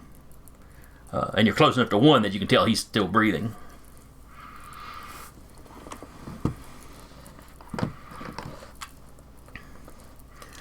Then after him is Bloodthorn. Are you going to try to burn Determination to wake yourself up? Or I shouldn't say try. If you give yourself advantage, you can do it. I am going to hold my attack. Or my action. I can't attack, but There's no holding actions in this game. what? It's not 5e. And honestly, I'm kind of hoping he'll come out of his little hidey hole and step closer to her. Well, you could burn it now and still just lay there and play possum. Oh yeah, I'll do that then. All right, what quality are you tapping? Or actually, let me double check and make sure that you actually have to have a quality in this case. I've only picked 2 so far. I have to come up with a good third one. Hard to stun. You beat me to it. Please don't spit your coffee or whatever you're drinking out on your computer. I would feel bad. I would laugh, but then I would feel bad. All right, where are the determination points page?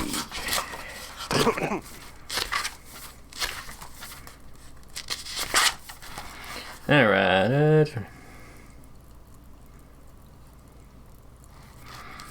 All right, so determination. See determination later in the chapter. You can't just put all the stuff together. No.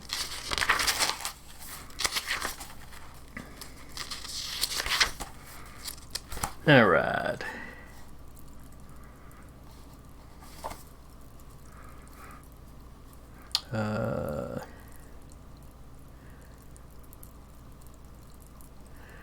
Let's see. You can burn one to avoid trouble. Activate a quality.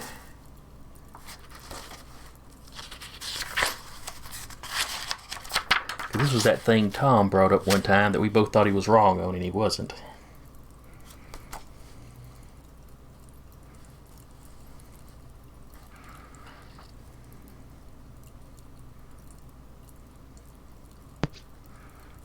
It doesn't really matter. I mean, because I would, since the idea is she's gonna kind of lay a trap, hoping he'll get closer to her, I'll just tap Killer Beauty. If that'll work. As she lays there and tries to look pretty and harmless, Right. despite having cut down 2 of his men in one round.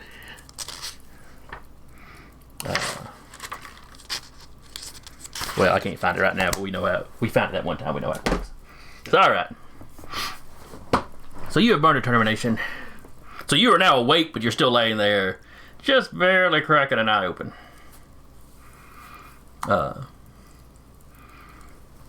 So yes, I will say if you wait for him to approach, then you can just suddenly sit up and stab him when he walks by.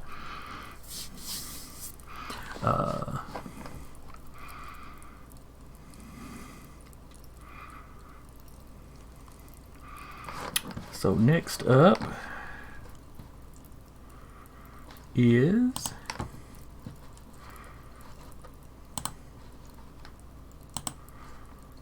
let's see, the guy that goes on a 7. Which one was he? Ah, yes, the really, really muckered up one back here.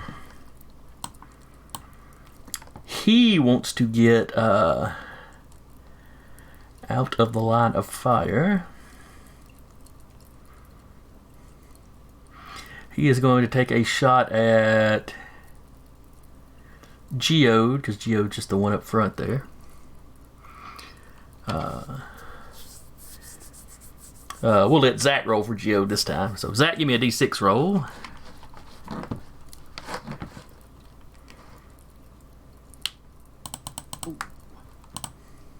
Ouch. Dang. Alright, so he got a 10. Geode got a 2 on the dice. Plus his coordination. So that is a 6.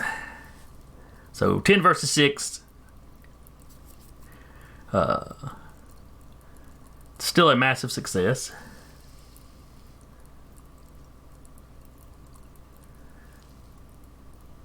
Or, yeah. So give me a d6 roll. Be plus his strength versus the stun.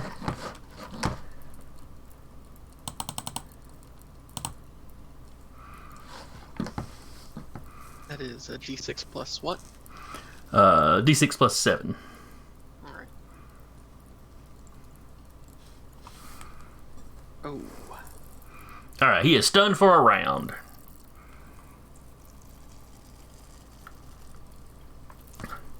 So not too bad. He's not actually knocked unconscious. He's just kind of standing there like, ugh. So he will miss his next action.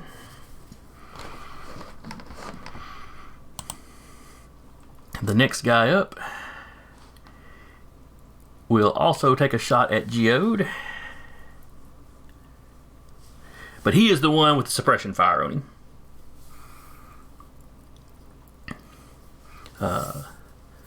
So we're going to use one of those free tappings to give Geode advantage on his roll.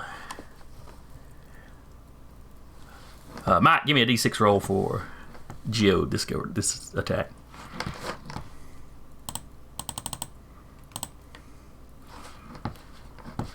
Alright. So it's 6 versus 10 again. So give me a d6 plus 7, Mike, to beat for his strength versus the stun.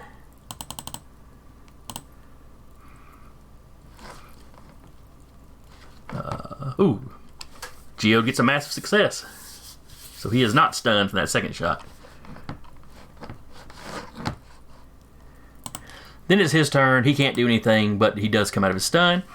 Then we are back out in space with Ebe. All right, so I think Eve thinks that it's time to do something funky. And since we've already referenced Wrath of Khan once in this issue, I'd like to go ahead and pull a Mutara Nebula and see if Eve can come out of Eve's shell and mess up with the electronics on the ship. Eve will be quite determined to do that if you catch my drift. Yes, yes. Tagging the living nebula. Makes sense? And no. Current determination goes down to 1. What exactly am I doing? I am going to. I would say almost like a stun on the ship. Yeah, that's a good call. I'll be tagging alternate form. I'll be stunting off of alternate form gaseous, tagging the living nebula, spending a determination point.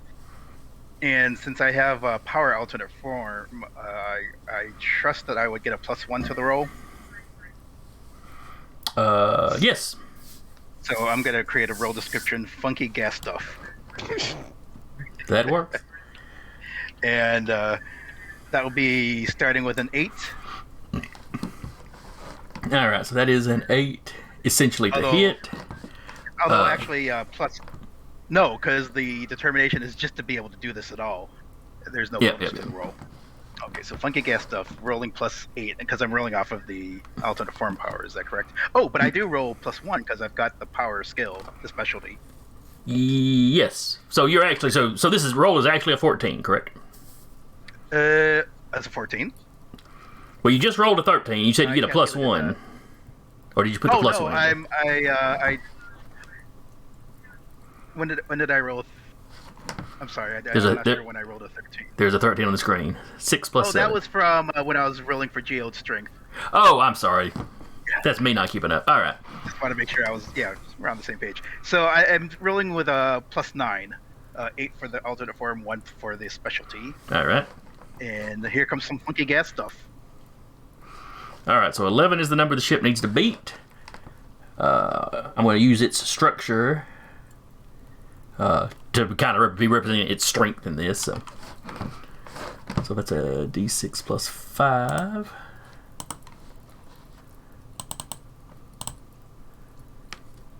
Should have thought about this in the first place. All right, so that is a major success. So it is stunned for level duration, and you were going off of 8. So it is stunned for 8 rounds. Sweet. Now in this particular case, the pilot is not stunned. The ship is just shorting out. What you see, Muckboot, is where the nebula had been in a not exactly humanoid form, but generally had kind of a bodyish shape. Yes. The suit just crumples to the ground, and the gas spills out around the ship. And you see little electrical arcs. Looking through the gas obstructs your view a little bit, but you can see where sparks are going off in the cockpit, and the pilot's like yanking his hands back from the controls and then desperately hitting buttons and wiggling the stick, and nothing's happening. Most of the lights on the outside of the ship kind of flicker and go out. You can see the cockpit looks like it's illuminated probably by some sort of emergency light that came on. And where he'd been wiggling it, the ship now is just kind of rolling in one direction. All right. So yeah, Does that looks mean like no shield? looks like the ship's dead for the moment. Well, Does that mean there are no shields? I guess. might as well an easy make way to find everything out. inside the ship dead too. So bloodthirsty. They're firing weapons, transporting in to kidnap people, and they're an invading army. This is Screw war. those guys, and this guy in the cockpit in particular. Yes, I will cut their armor in half because their actual shields are down.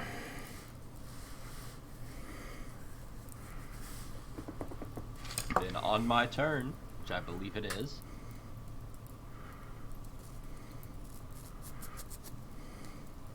I'll have the ship fire and me fire on them. And yes, you're correct. It is your turn. You start the round. Eve ends the round. Still aiming for the cockpit. All right, and that's your ship. That's the ship. Okay. And then after the ship, that's me.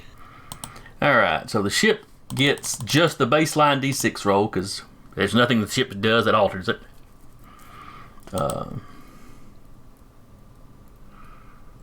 So the ship hits, and you most assuredly hit. So does it shatter the viewport and into the pilot?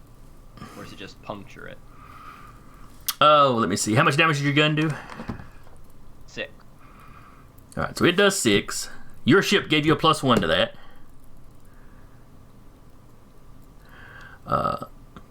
So you're doing 7 points of damage.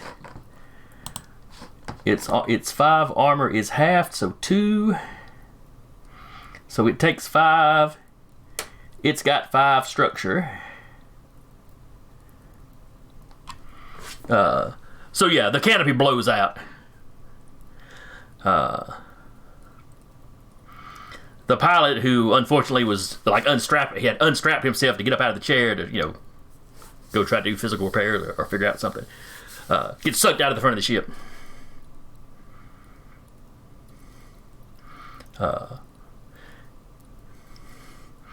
So he goes spinning out in the ship.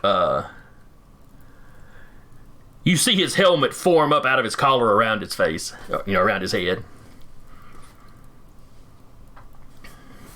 Clearly an automated response to, his suit suddenly detecting that he's in vacuum.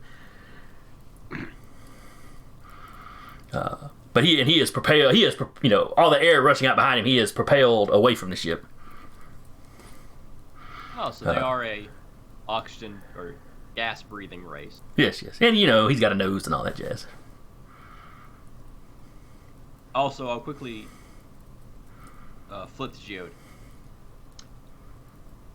I have realized now I didn't ask if we had picked a side in this war. I'm assuming we have. Well, now Geo didn't have a radio, remember? How did I communicate with them earlier then? You had talked to the captain who talked to the monks. So you got information relayed to him, or relayed to you about him. Not Eve, Geode. Oh, I'm sorry. I was thinking Eve. Another I'm sorry. I'm sorry. Nope. I had the wrong character. Yeah, you try to say something to Geo, and he's like, but you know he's coming out of his stun. Oh right, sorry, forgot to report. That was dumb. There's at least 5 of them on board. We've dropped 2 of them. A friend of mine has gone down, but they don't seem to be using lethal rounds. At least the civilians they've shot just seem to be stunned. I guess that fits in with the captain saying they were taking people. Well, they've got nowhere to take them right now. Their ship is inoperable, and also has no pilot. So you should be able to take your time, play it safe. How are you going to mount their ship on a wall in the lodge?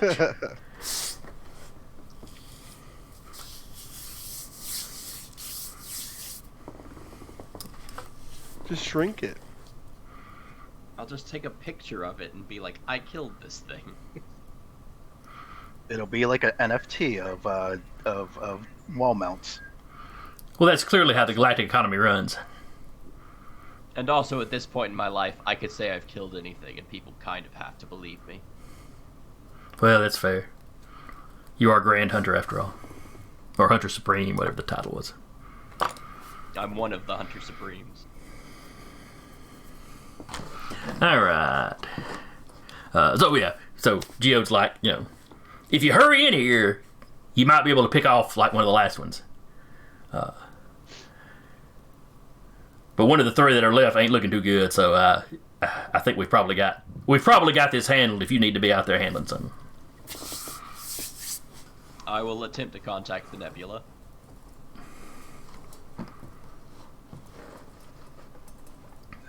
Just start flashing multicolored lights at it.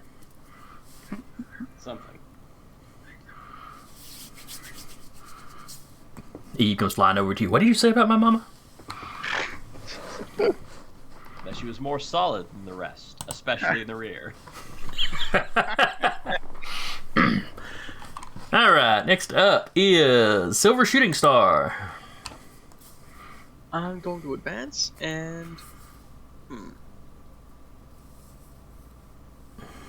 I'm gonna take a couple shots off at this guy. Okay. I'm gonna tap the last freebie of Pit of his Pin Okay. quality for extra damage, and I'm also going to burn a determination point, tapping Ace Mech Pilot, putting both of those towards extra damage. Okay. So that's that will be a total of +2 damage you've got. So 13 is the number to beat.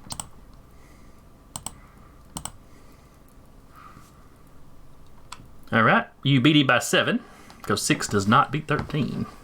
So that would be 8 damage. He goes down.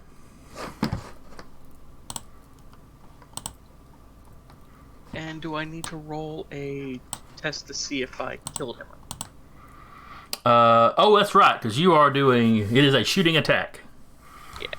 Yes, roll your weapon damage versus his strength.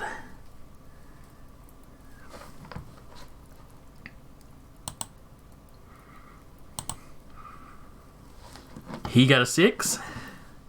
I got a 10. So that is a major success. Oops. That's not the book I need. Alright.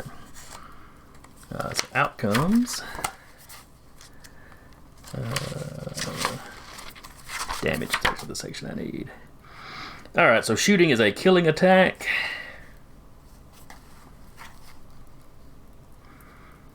Because you specifically chose shooting as opposed to blasting, correct? Or Yes, sir. okay. Alright, so on a major or massive success, the target stamina reduce the target stamina to 0. It renders the character unconscious. On the following page and each page thereafter, the character loses a level of strength. and strength falls below 0, the character dies. So he is not dead, but he is dying.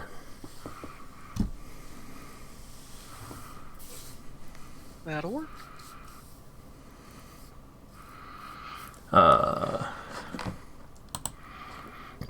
Next up is the guy to the south here. He shouts, or not shouts, but he says something to the badly injured guy, who just sort of vigorously nods his head, and then that clearly aggravates the chest wound.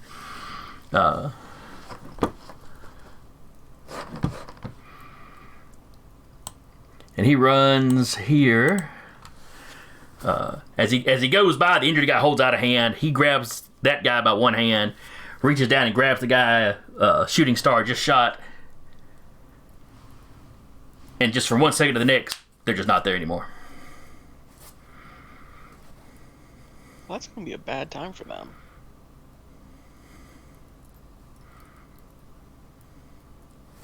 Assuming they're teleporting back to the same ship. Yeah, they're in for a surprise.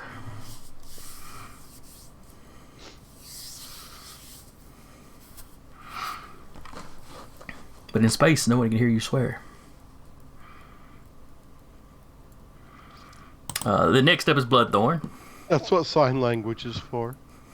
So how many are left? Is it just the one now? These 3 here are gone. So there's like the 2 unconscious ones here. But nobody, And you don't hear any more shooting anywhere else. nobody that we see to fight. Right. Kira will just sit up and go, it's like, freaking cowards. God, I was gonna stab him in the junk. They're gone. That's what matters. Like I said, the two initial unconscious ones that Bloodthorn took out are laying there.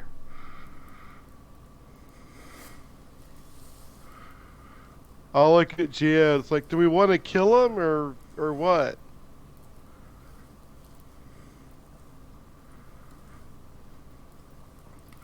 The security chief kind of runs up. There's no need for that if we can disarm them. Let's make sure any of their equipment's disarmed, like if they have a teleportation device. Especially. And any weapons. Oh, I'm good. I'm just... The funk still hangs on. Yeah, I feel that.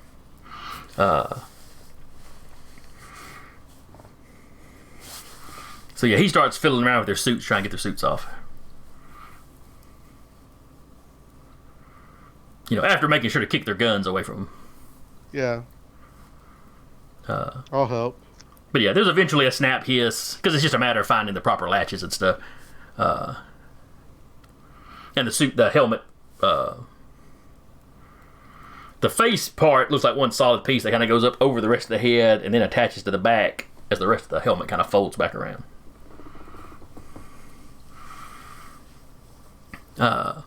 One of the guys is blue skin, the other one is green. They're clearly the same species.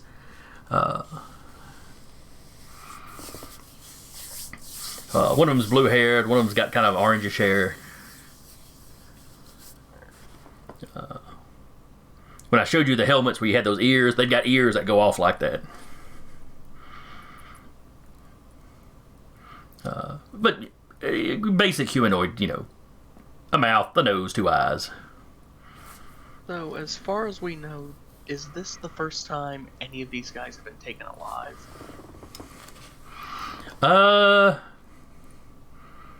Yes.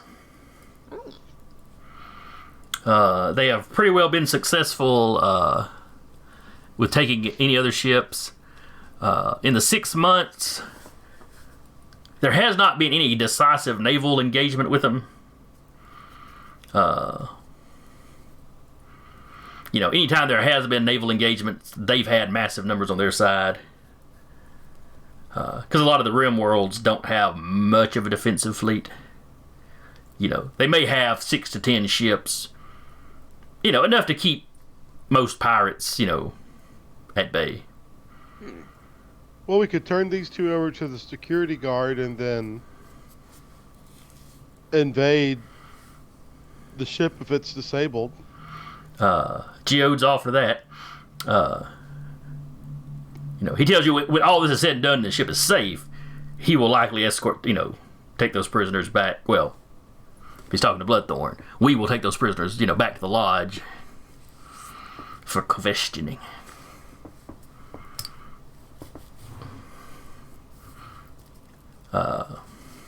Or if he knows what Bloodthorn can do, he may have her do the questioning. I don't know how much she shared.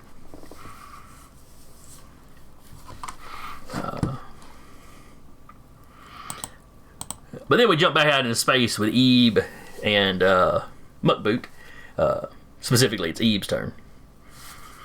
So you saw this man standing on the other ship take a shot. As a teenager, of course, everything revolves around you, so you have that brief second of, is he shooting at me? But then the window shatters and the pilot gets ejected out, and you're like, oh, okay, that's what he was doing. And the pilot's kind of flailing around. But his suit clearly has no sort of jets or anything that he can control his movement.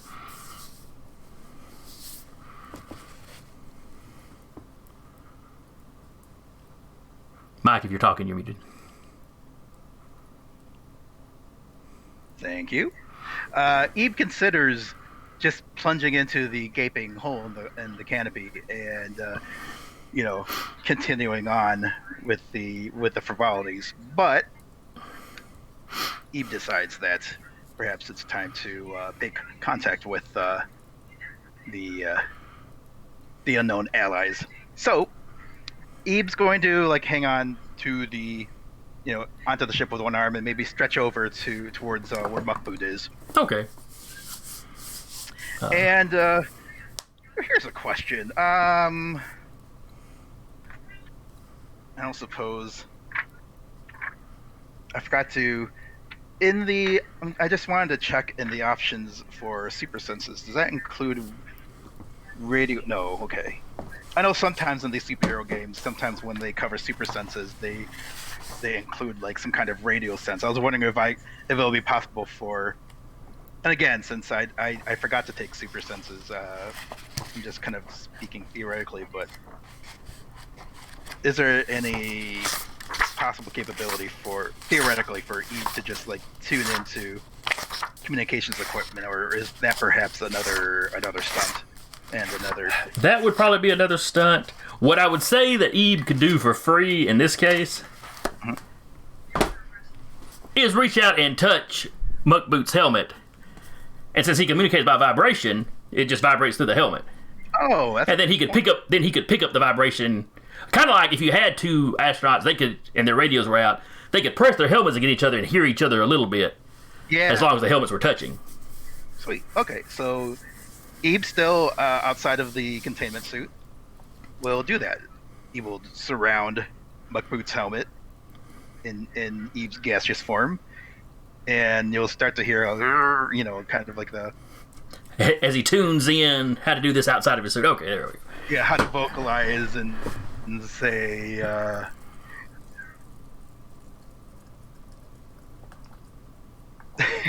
you say Ebe acknowledges. I don't know if that came through, but Ebe simply says Ebe acknowledges. That's what Ebe considers a greeting, an introduction. We're at the point where this is just conversation, correct? Yes. We are effectively out of combat. I mean, technically, there's still 3 guys now running around on an airless ship, but it's a ship that doesn't work, and they can't, go anywhere. Greetings to you, Ebe. I am Muckboot, Hunter Supreme. I and the passengers of this ship would like to thank you for your great assistant, do you require ferry back to your ship? No, what is it like hunting Supremes anyway?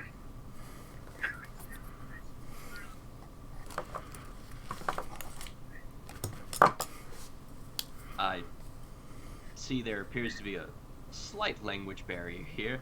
Hunter Supreme is a title stating I am of great authority in the Hunter Blood. Oh, of course. I mistook you for a Supreme Hunter. I have disabled the offending ship. And, excellent shot, by the way. Thank you. Quite effective at removing the pilot. Who's still floating away? Right, exactly. I'm still here. Would you like to come aboard the offending vessel? Or should I just bring them out for you to destroy?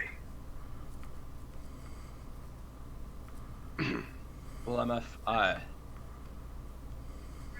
I must state my goal here was not combative but defensive in nature, OE. Oh. I was here merely to defend a ship requesting assistance and then go back to my previous duty. As the offending ship is now unable to follow, I have plans to simply leave. That won't last, I don't think. These ships usually have self-repair mechanism. At least that's what I've observed when I've affected this.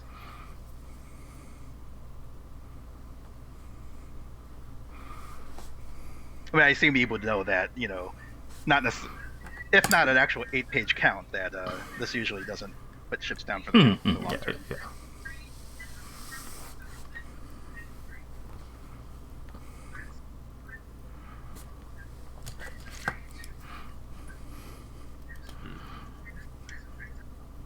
All right. So, what is the plan for our two spacefarers?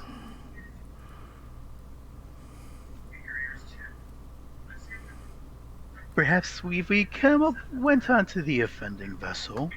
We could make sure that disablement is permanent. Even if it doesn't. Go ahead. Yes, I'm sorry. I was just gonna say, as you're talking, the offending vessel is drifting further and further away, because y'all's ships are still moving forward. This one is no longer propelling itself. Oh, that's a good point. So it's still moving at the speed that it was. But where it was angling down at the ship, y'all's ship has moved further away, and it's just still angling at the same angle. So perhaps this vessel should just enact hyperspace and move away, or continue its journey, is what Eve says. Pardon me one moment, O Great Eve. Geode. yes, sir. This is a 100% confirmation. We are fighting this force in a war. Yes, they're clearly an invading force. There hasn't been a lot of communication with them as of yet. Though we've got us a couple of prisoners in here, which is really going to excite the folks back home. Good. You deliver the prisoners, if you don't mind. I already planning to. I will be getting the tether disconnected. I will be taking the Hound in with the Great Eve and finishing the job on the opponent's ship. Sounds like a plan. Best not to leave a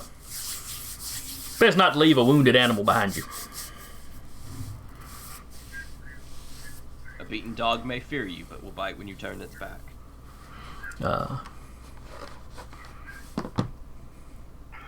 He's not sure what a dog is, but he gets your point. I take that back. You've probably explained what a dog is. Your ship's called the Hound. You've probably explained dogs. They have a rough equivalent of a hunting animal that can be trained. But what if they don't? What if humans are the only species to ever domesticate something? and other species don't know what to make of that. Do they consider it cruel? They put them in forced breeding programs to make them to change their shapes and attitudes to be what they want them to be. It's sick. They spread false propaganda on the internets with made up dialogue. They never said those things. That cat never asked for a cheeseburger. That cat never told its mother it craved violence. Though judging by its actions, it must have.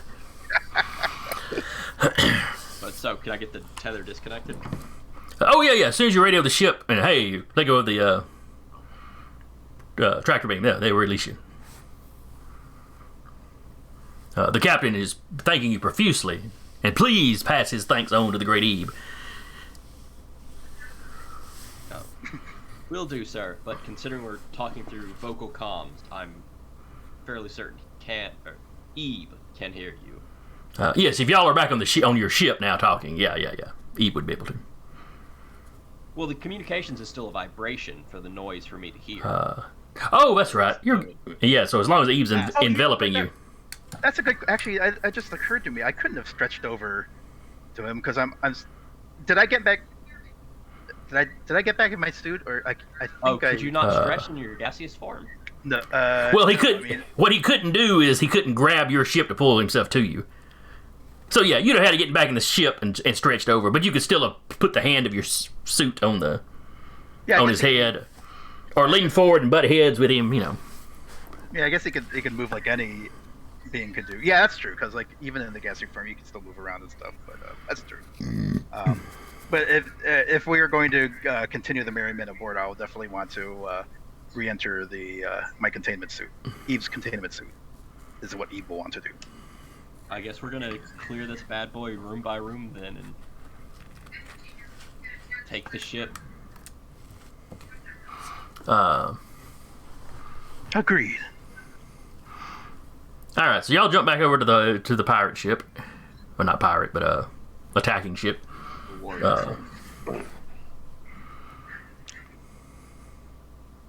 Oh, and I guess while going in, I'll shoot the pilot as a mercy. Wow. You don't even give him the courtesy of looking at him. He just pulls a Hawkeye back shot. You're lining up the shot as he rotates around where he can see you. He locks eyes with you. It gives you a nod. Aw. Hey, floating in space is no way for a warrior to die. That's very Professional courtesy. He can appreciate that, regardless of which side of the lines y'all are on.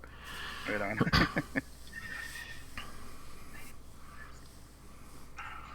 So he is no longer, worrying about slowly suffocating in the cold, heartless vacuum of space.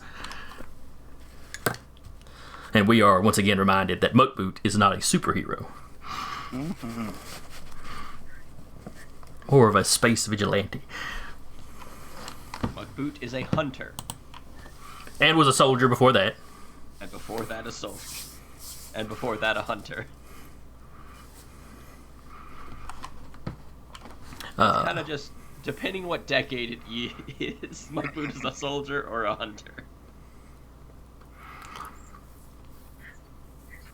Alright, so y'all climb through the broken windshield of the other ship. Ebe is easily able to stretch over to it. Easily able to stretch, pull Muckboot over. You can give your ship instructions to kind of follow you, so it's not getting too close to the ship, but it's keeping up with it so it can pick y'all up whenever you're done. Also, I have instructions to the ship if I don't return in so long to release the restraints on the captive. Understood.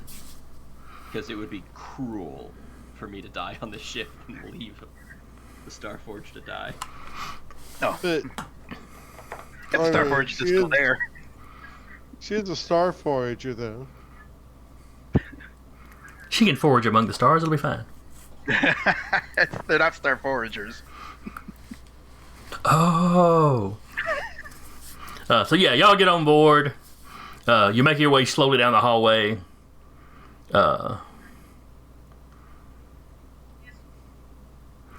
What you find when you find these three people, the injured guy is laying out One of them appears to be trying to apply pressure to the suit. Or actually, who was it that shot that guy? That was me. And you do energy-based weaponry, don't you? Yes. Okay. So there's not a... So really, there's nothing he can do as far as that. One of them is holding the injured guy, while the other one seems to be trying to work in some panel, maybe to get power back on, where they can actually assist him, because you can't give first aid inside a spacesuit, but you can't take him out of the spacesuit in a vacuum. So no, I'll take that back. The guy holding the injured one is pressing some sort of patch on the suit to try to seal the suit, since it had a hole burned through it. So y'all completely get the drop on him.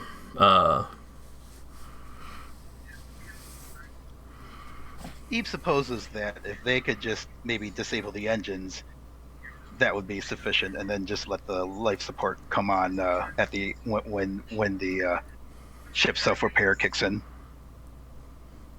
Okay. And depending on what Muckboot thinks about that. What is Muckboot planning to do when he gets the drop on these guys? You know, one of them's clearly trying to help keep his buddy alive. The other one's looking like he's trying to repair the power systems.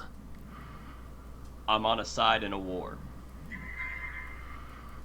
Uh-oh. That doesn't bode well for the Raiders, I don't think.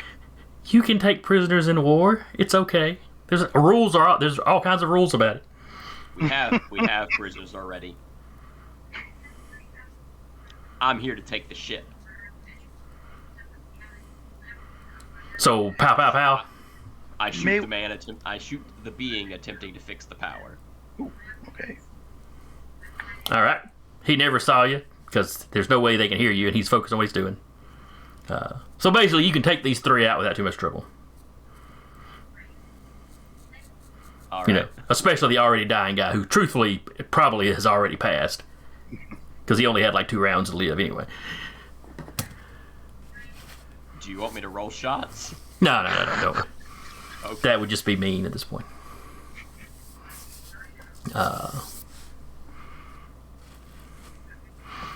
Or we could do that.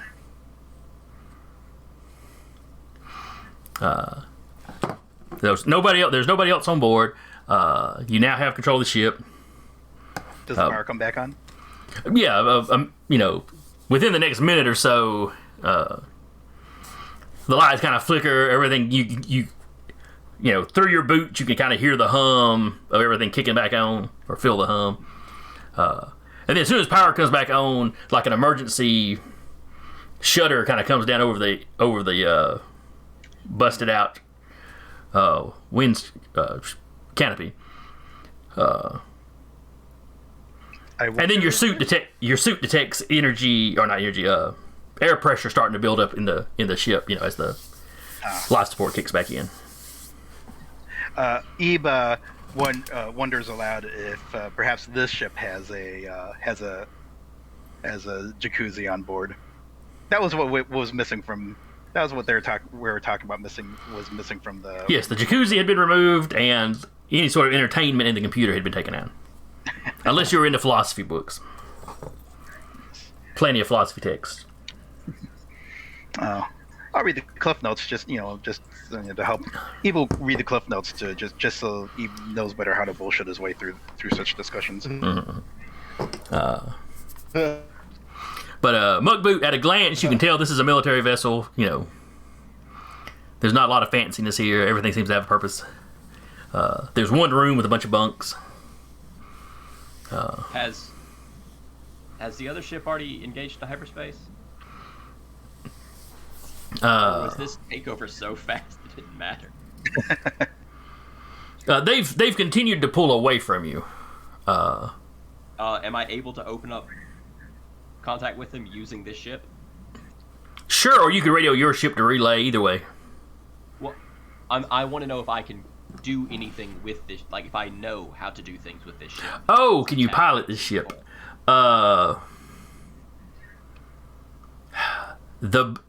The basics of how the stick works, with a little bit of experimentation, all right, that's clearly pretty universal.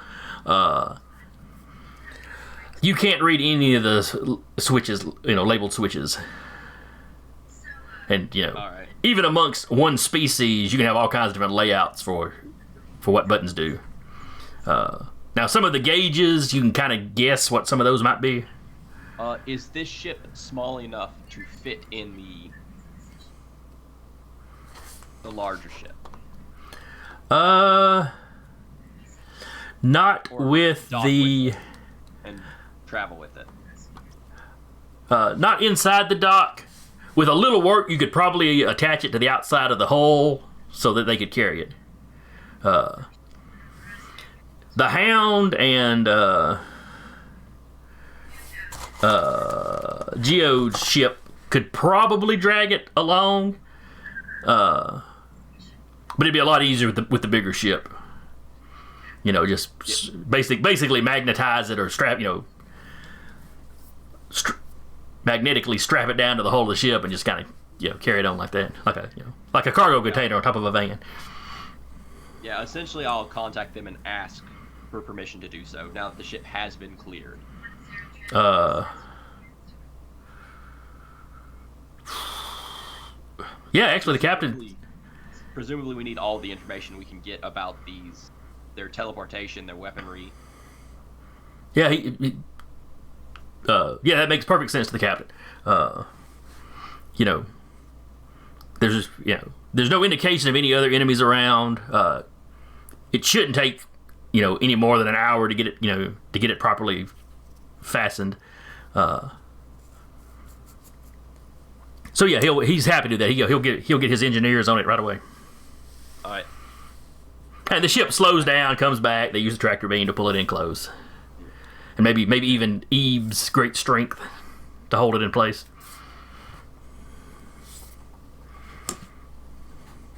And I will quickly get back on the Hound, undo the shackles on the Starforger. Oh, And what's this about? explain. We have a ship from an unknown organization. They can teleport through S.H.I.E.L.D. I know you to be the most intelligent being with it, around in the moment. I want you to see if you can study it and figure out what's going on. Oh, of course. Thank you. Absolutely. This will, of course, be mentioned with, as a heroic activity of assistance if you are to be judged at a later date for other activity. I would appreciate a good word. And I would appreciate help in a war. And she hatches out her little assistant droid. All right, so that gets arranged without any trouble. She basically takes some equipment. She grabs a couple of the engineers and some equipment, and they pass the rest of the journey basically on the alien, the invader ship. Checking it out. The security chief insists that either he or his the other security personnel, at least one of them, is on that ship with her at all time. Oh yes, completely understood. Once he gets kind of the story of who she is and stuff. So all three of your ships. Oh yeah, and Geode, once he sees you in person, is very glad to see you. Big old bear hug up off the ground kind of thing. You are essentially Uncle Muckboot to him. So. Yeah, after about a decade of sulking, we became friends. Look, I didn't know you were intelligent. I didn't know meat could be intelligent. Turns out there's a lot of meat people out there. Who knew?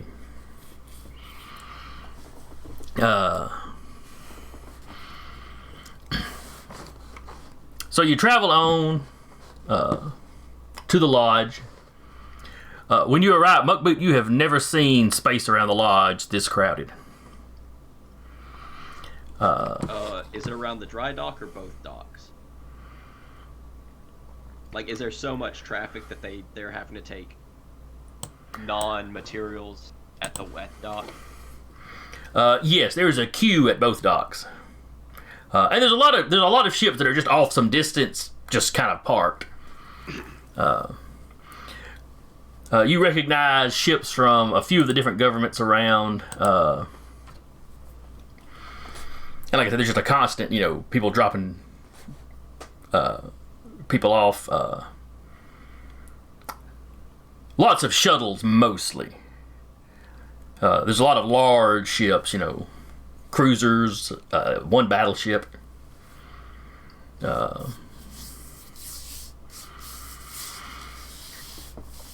So, you get in the queue. They realize who you are. They bump you up a little bit. I explain the cargo I have. Yeah, so then they switch. Instead of you landing first, they basically stop the line and let the distressed ship land. They evacuate the refugees off. Pack them into shuttles to take them to one of the surrounding planets, where they've apparently, they've got an organization set up there to help, because you have a flood of refugees from the rim coming in. But they come in and are kind of dispersed out to other areas as to not to overburden any one spot. Seems to be pretty well organized. But eventually you all get on the station. Now the philosophers followed you this far. And are basically, asking the great Ebe if he wishes to continue traveling with them.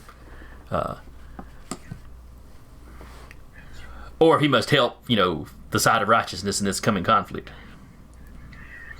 Yeah, Ebe sighs in his inside heart, in Eve's inside heart, and comes up with an excuse not to continue journeying with the Brotherhood of peaceful contemplation, eternalizing, or I wrote down the name. Okay. But in any event, Ebe says that Ebe will tend to the enlightenment of these refugees who are not as enabled with wisdom as you have proven to be. Ebe thanks you for your transport. Oh, you are welcome, great Ebe. We have learned so much from you. You have left us with so much wisdom to ponder. Oh, yes, Ebe has indeed. Ebe wishes you well on your ponderance, and gives a nods his containment suit, nods Ebe's containment suit. And I gotta keep catching myself doing that. The monks on the view screen, they all give the little bow, and then they depart the system. And as soon as they sign off, Ebe just goes, emitting a great sigh, but in that undulating, rolling voice that Ebe. There's definitely a sound of relief in that, whatever that noise was. Good guys, but so boring. So Muckboot, once you do get on the station, now you said you were one of the Hunters Supreme. Is that like the head council of the Hunters? It's kind of like the old heads. Okay. Who, for the most part, don't do a lot of like planet-to-planet traveling hunting. They're mostly like they deal with problems, or they're the aces of one particular activity that they teach others. Okay. They're kind of the respected elders, but it's not necessarily a rank, an organizational rank per se. Yeah, they usually are like the final say in what direction the guild will be taking. Okay. If all of the Supremes agree we're doing X or Y, that's the direction they're going.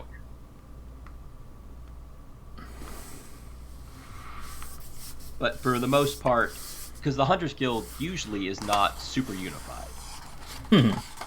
It's a guild there for the Hunters to show up to have a place to meet. It's almost like an old Victorian era kind of adventurers club or something. Yeah, it's really the only time that they really have to unify for something is hunting something that's completely out of the ordinary or in times of war. Well, this is a time of war. You see a lot of ambassadors and so forth running around. What it is the hunters are hosting a sort of, well, not pan-galactic, not the entire galaxy, but kind of everybody on this side of the galaxy is meeting up to discuss, a plan of action to deal with these invaders and to compare information. So some of the other Hunter Supremes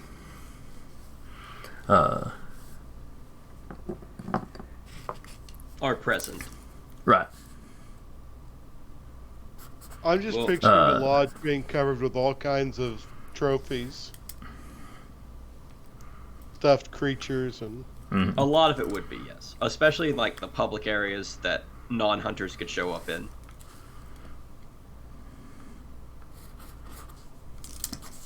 It's a lot cleaner on the dry dock side. More stuffed and, where on the wet dock side you have pictures of, or not pictures, but displays of the internals of some animals and such. Galactus's helmet. Well, it's, if you ricochet a shot off this rib, it goes directly into the brain of this animal.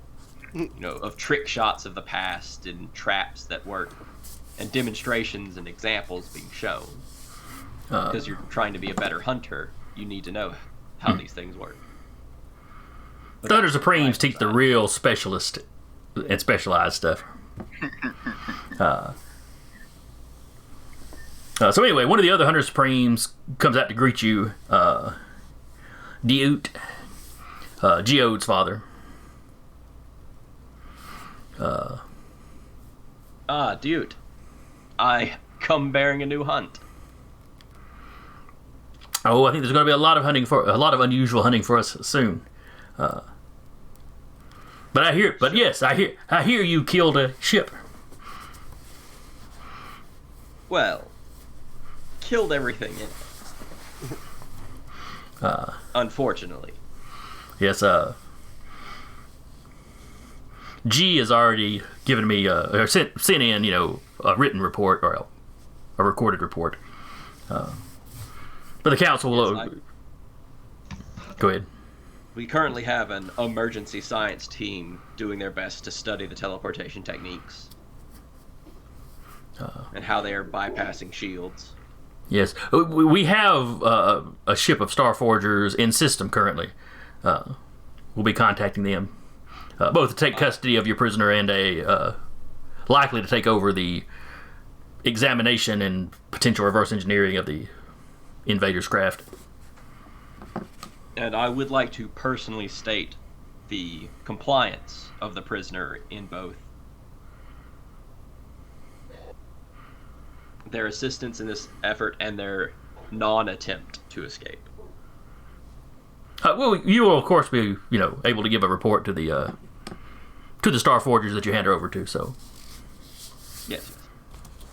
and frankly, with everything going on, I'm sure they're going to use everybody they can.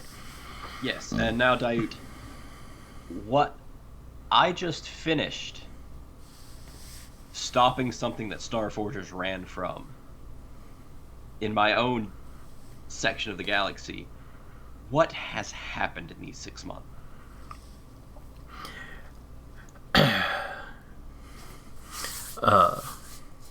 It started off. He just quickly tells you it started off with what we thought were just raids along the rim. We suspected it was some new pirate band getting a start, but then we started losing communication with small settlements. Upon investigation, some of the settlements seem to have just been stripped of people. No body, or very few bodies. Damage to the surrounding area to some degree, but not a lot of signs of like death or carcasses left out. One more developed world when we arrived appeared to have been shattered. The entire planet. It and its moon, almost like they were crushed in together. We're not sure if that's related to the invaders or not. The timing is just suspicious. And yes, there's been a flood of refugees. All the militaries of the major powers are on alert. But only the Empire of Minos has reported any attacks within their sovereign territory. We have contacted the what was that name? The USF? No, this is not what I've mentioned yet. Okay. The Singularity League. And despite the conflict area being butting up right up against their territory, they've had no incursions. And the Singularity League is an area of space controlled by a alliance of AIs. They're each independent of each other, but they have they're a mutual defense league, basically.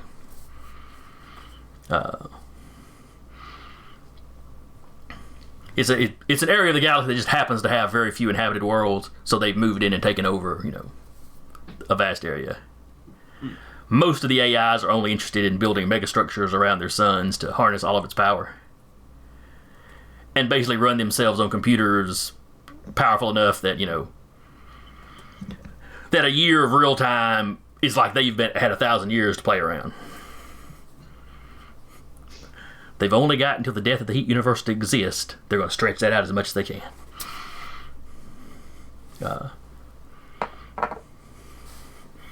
Generally, they reject like the crazy Ultron style AIs that want to wipe out like living things. Yeah, the League ain't got much use for that. Those kind of things exist, but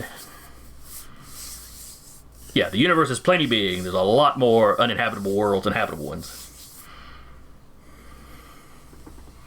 So resources long term shouldn't be too much of a trouble.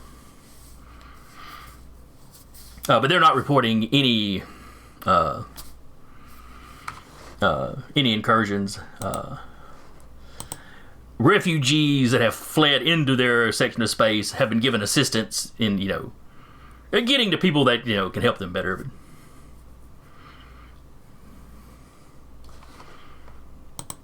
So realistically, it's for some reason they are harvesting body. They seem to be collecting people. Well, you said even animal carcasses weren't very high, correct? No, he just said carcasses in general. Oh, okay. He mixes his terms up sometimes when dealing with carbon-based life forms. His people refer to a body as rubble, so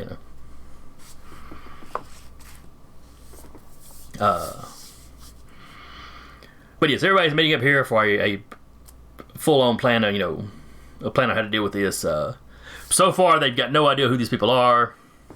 The prisoners you brought in are the first prisoners we've had. So hopefully, between that and the computer systems on their ship, maybe we can get our translators can get a handle on their language.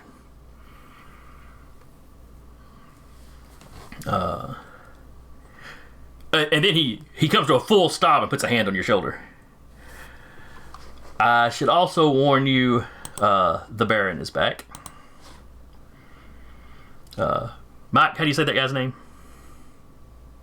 Yeah, if you're thinking of the Count. Oh, Count. Excuse me, the Count. Sure. Count TeknoAXE. Do you want the full name or just because he had a whole? I gave him a big long name. Diut would probably use the shortened version because Diut don't think much of him. Right. Well, maybe he would simply call him Thraxy as like a diminutive that'll work. nickname. And now, when he actually makes an appearance, I'll make sure to have the full titles for him and his flunkies to be using. And Muckboot the Count was another Hunter Supreme, kind of a blue blood of his people, really didn't think hunting was a pastime for the peasants, and kind of looked at Muckboot as the peasantiest peasant. Oh, that's rude. I mean, literally a nobody from a nobody world. I mean, good grief, they barely invented gunpowder by the time Duke picked this guy up. And really, I didn't get tested the regular way hunters got tested. My introduction to the guild was an apology. Mm-hmm. So it was like I was gifted. Which is something he brings up, you know. And he had a little clique that agreed with him, and eventually it got bad enough that he and his clique left, and you know, and they're no longer considered part of the hunters. Though the Count still uses, and he still gets the honorific of Hunter Supreme. You know, he had earned that title. It can't just be taken from him because he's a jerk. I don't know if you're sticking with this part of the background, but I had written in, and I didn't confirm this with anyone, so feel free to dismiss. But I kind of envisioned Count Conthraxis as like the head hunter in charge at one point, or like or at least the top ace until Muckboot showed him up, and that was kind of like what drove him out, the fact that Muckboot had in his eyes, in the Count's eyes, been humiliated by the upstart. I don't know if that's something you want to stick to, but that's kind of what I was. Oh no, that's fine. If you wanted to like understand what I was thinking of for the background. Understand his psychology. Well, since Hunter Supremes are more or less based on specifications, like specialties, Muckboot beating the Count in the Count specialty to gain his spot is a thing that could happen. Mm-hmm. So anyway, he showed the Count up in some fashion. Not in a fashion where other hunters really snickered about it or anything. From the sound of it, it's more like in the Count's mind. You know, it's like Dr. Doom had a small cut on his face and went, "My face is ruined," so he put his glowing hot mask on his face and burned himself. It's a little overreaction, but you get that from nobles. And sycophants. Yeah. So Duke warns you that he's back. He's not in the fold of the hunters, but in this emergency, him and his clique have shown up. And we're not turning away anybody with appropriate skills.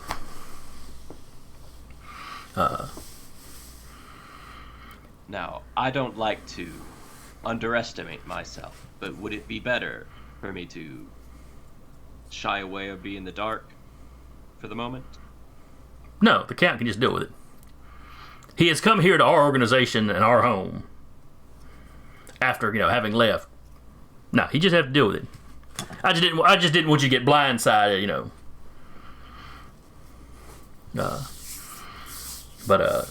But please. I've seen the Count on a hunt. I'll see him a mile away. He does hunt in a very up close kind of style. Like he hunts with a sword and a teleportation unit. But anyway, That's the way to hunt. Duke, kind of ushers the entire group in to make this report. And that is where we will wrap for today. When we pick up next time, we will go over kind of, what y'all want to make sure they knew in the meeting, what they told you in the meeting, what their plan of attack is. Of some characters. Well, that's right. All the characters will officially introduce themselves. Right. And we will take a moment then for y'all to go over as much of y'all's backstory as y'all feel like. I meant to do that this time, but we started a little late. And the fighting took a little long, so.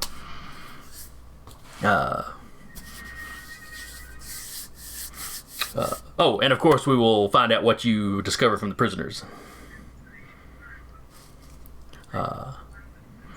So anyway, hope y'all had fun. I enjoyed it. Excited to start a new storyline. For any of y'all that come by, and yeah, I'm liking the characters. So I hope anybody that comes by and watches this later or listens to it at a later date, hope y'all enjoyed it, and we'll show up again. We'll do this again in 2 weeks. Once again, I'm Jason. I've been your GM for the day, and with me has been Taylor playing Muckboot, See you soon. Curtis playing Bloodthorn, Laters. Mike playing Eve, the Living Nebula, Keep warm, everyone. and Zach playing Silver Shooting Star. Have a fantastic evening. And we will see y'all next time.